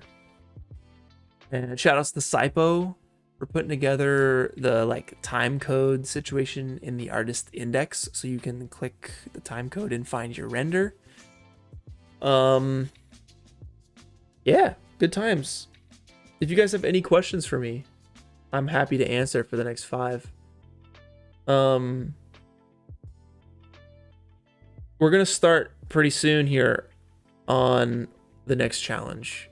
Not publicly, but behind the scenes, we're gonna figure out what the next challenge is gonna be. I have a pretty good idea of what I think it's gonna be, but we still have yet to discuss post-mortem and next challenge stuff with all the challenge team. So I'm looking forward to that. It's gonna be good. But that's gonna be in February, guys. February 1st, as we usually do.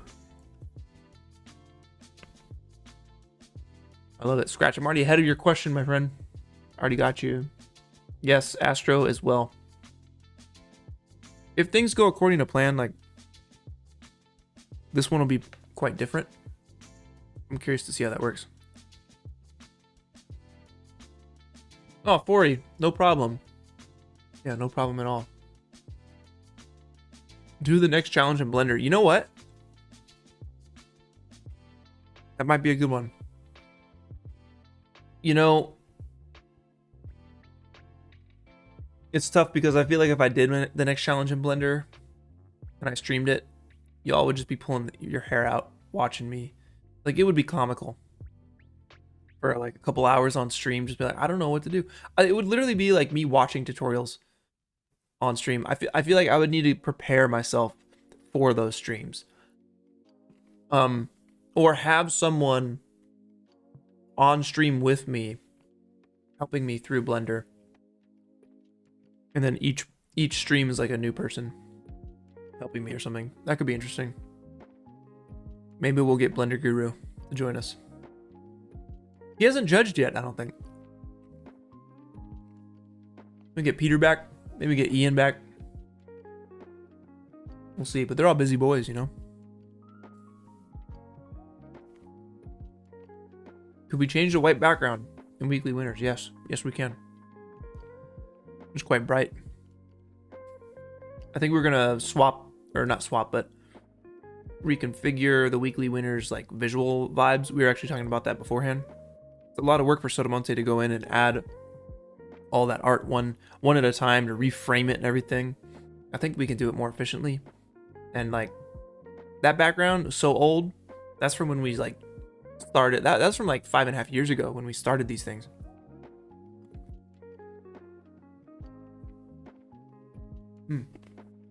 So you guys want Ren back? You guys want Ren? All right, cool. I'm gonna do a quick poll. Let's see. Let's engage with the audience. Start a poll. Let's add some options. You can only pick one. Who do you want for next challenge judge? Yes. We have Ian. We have Ren.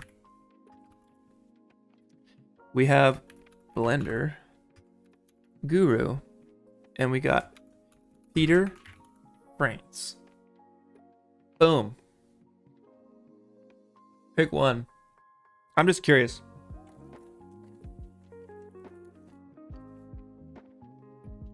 There's also our captain. Oh, captain, our captain. Every single one. I want all of them.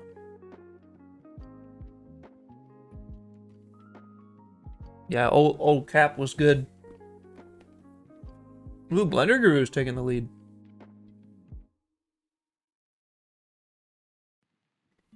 We can get Mr. Donut. It's possible. Every time he's in LA, he does a really good job of hitting us up and grabbing some food. Yeah, I wonder. Wow, Blender Guru takes the lead, man. 37%. That's pretty good. All right, let's see what we can do. We'll see what we can do. We'll have him guide me through my first hour in Blender. Mr. Donut. I have to get through the whole donut tutorial. That's the only way I can do it.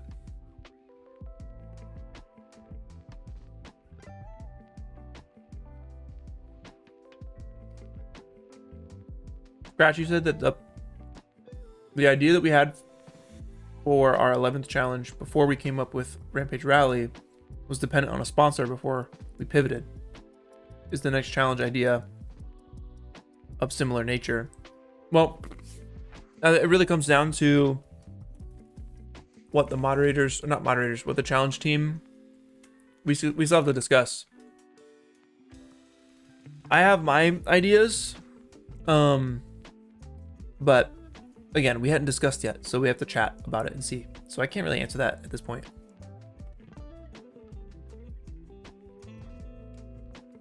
I see you guys asking about the Marvelous Designer artist highlight like article thing.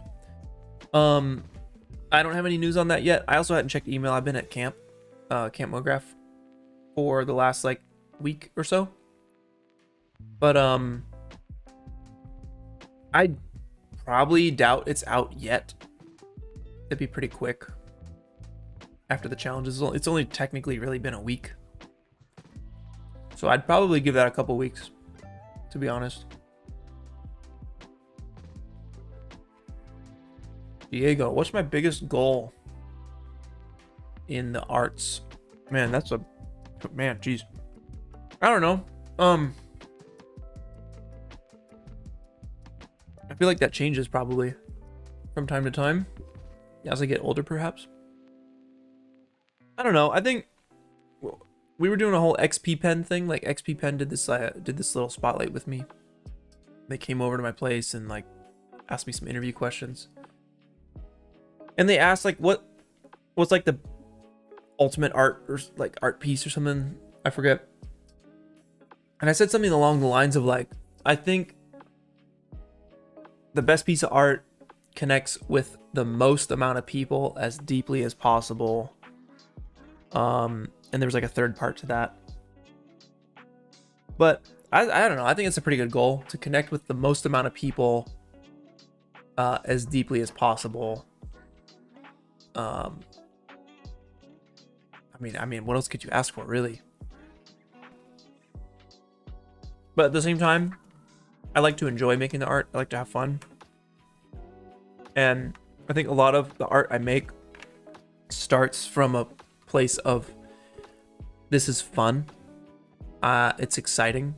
And then it kind of goes from there. I mentioned, you know, with the interview with Aiman, the first interview, we were talking about like pieces that you make from the heart, and how I mentioned I had like 3 pieces that I made like that, and those I think was the perfect mix of I'm just having a blast. I feel so invested and so inspired. And you know what? I don't know if that connected with as many people as possible. I'm going to share them in the chat for you though. 3 pieces. Yeah, 3 pieces that I made that really, really connected. And I don't know if you guys have seen one of these, but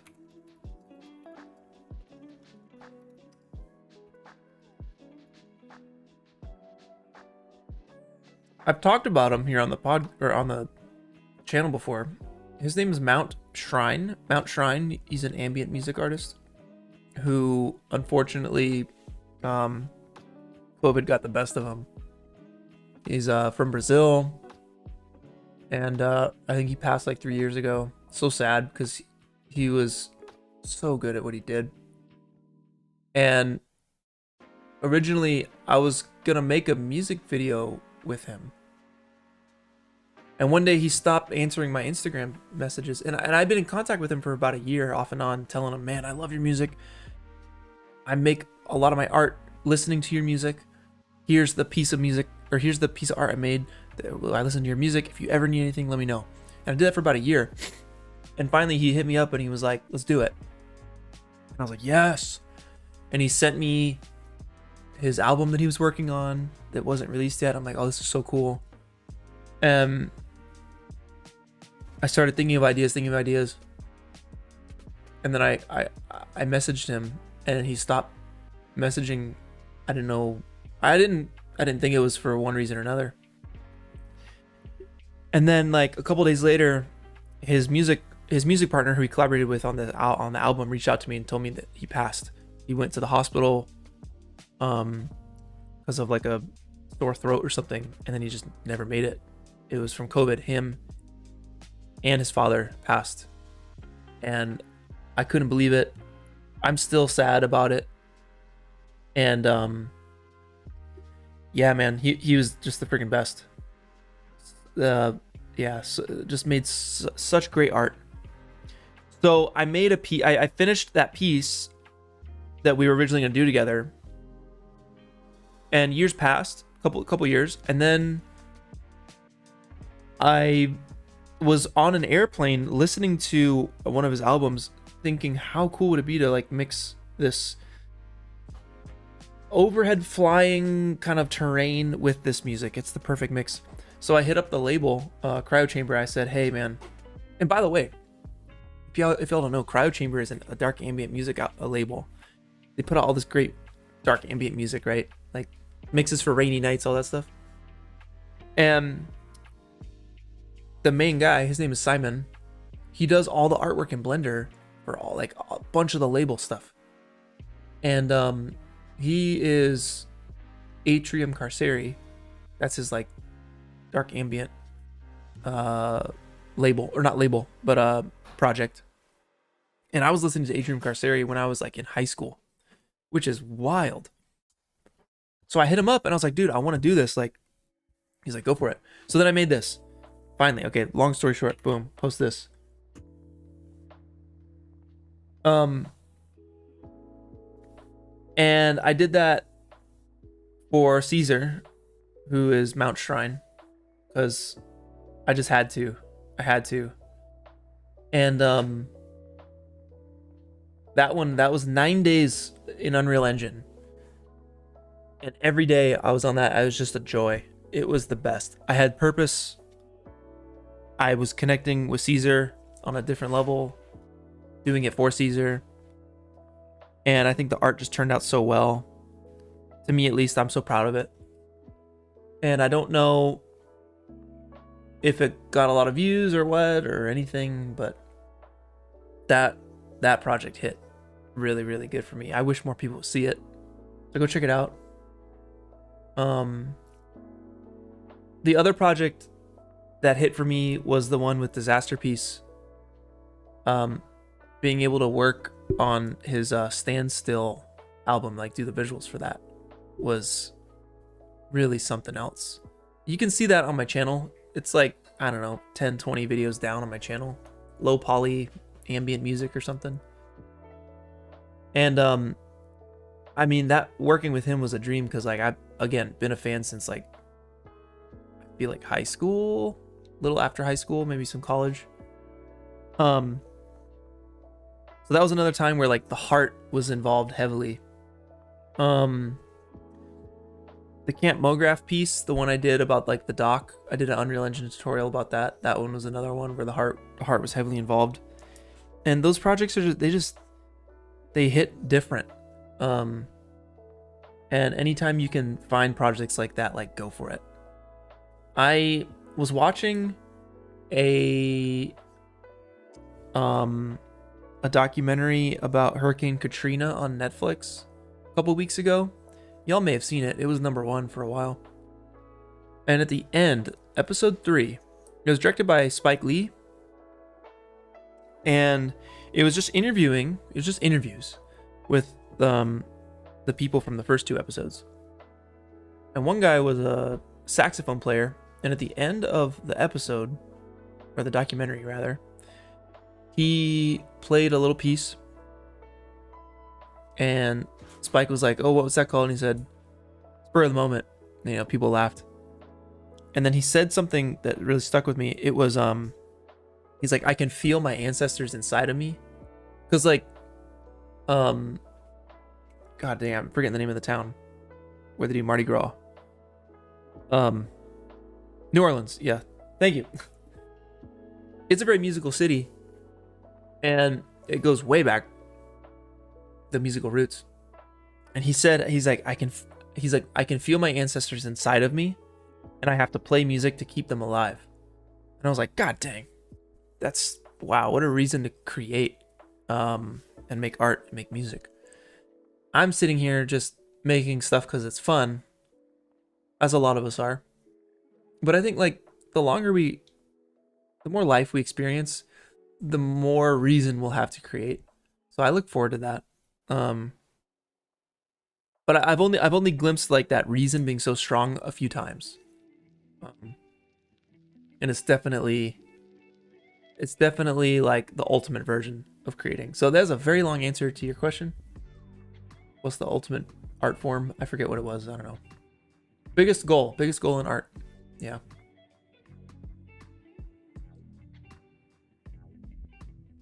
I'm just taking a look at your guys' stuff here.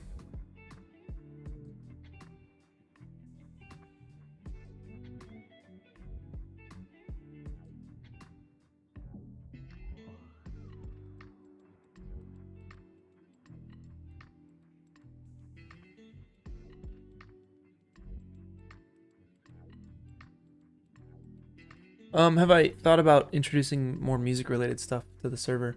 I don't know. I mean, I want to do more of it. Let me turn down this brightness.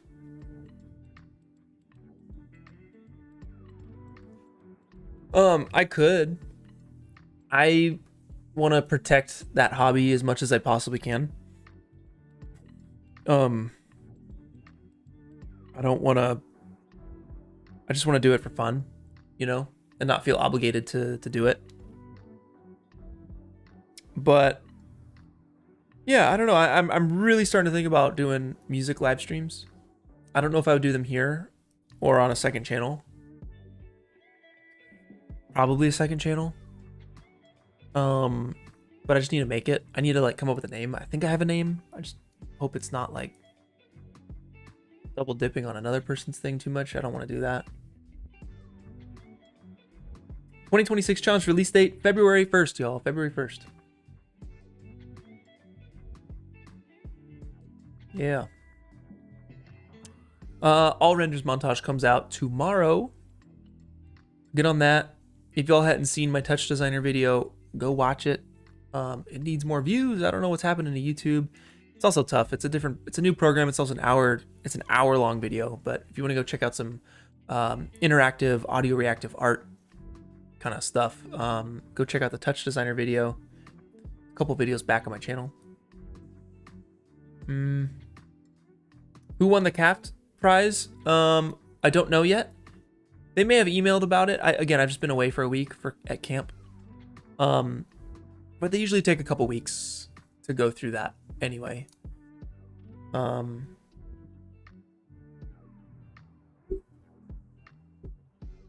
Yeah. Guys, thank you. Thank you for hanging out. Yes, YouTube has been wonky for everyone, indeed. Indeed, that search function is broken.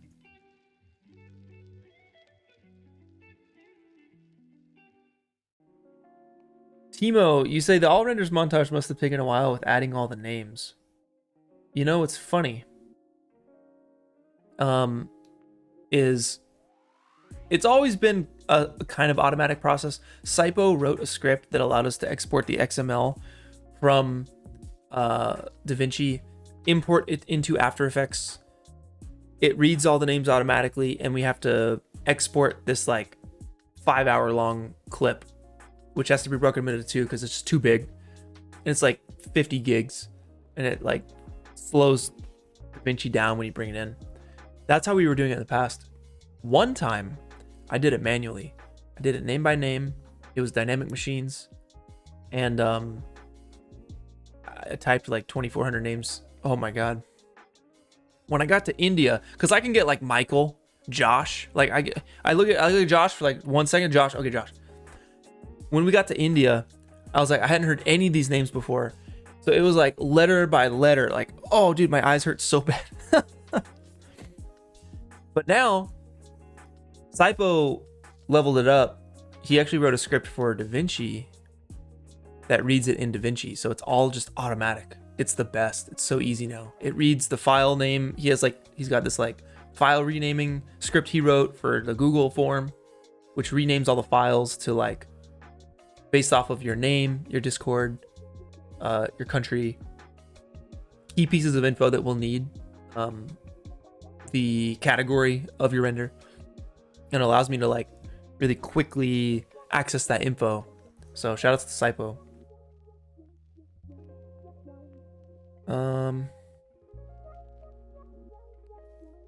Bud. Thank you. I appreciate that. You're around every Tuesday. All right. Hit me up on Discord, man. Hit me up on Discord. Send me a DM.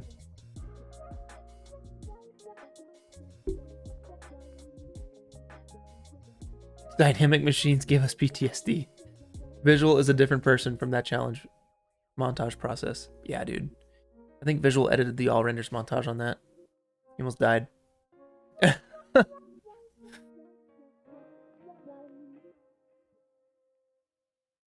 All right, y'all.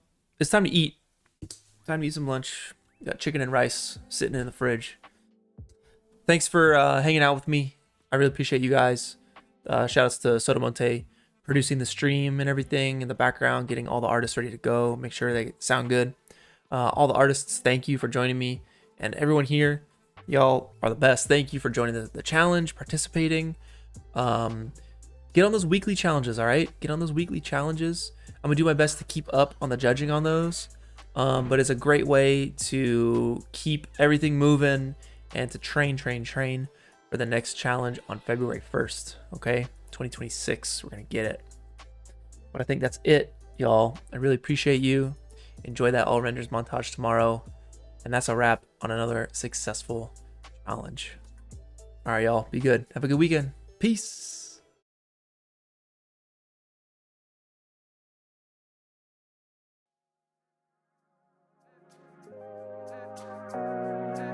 you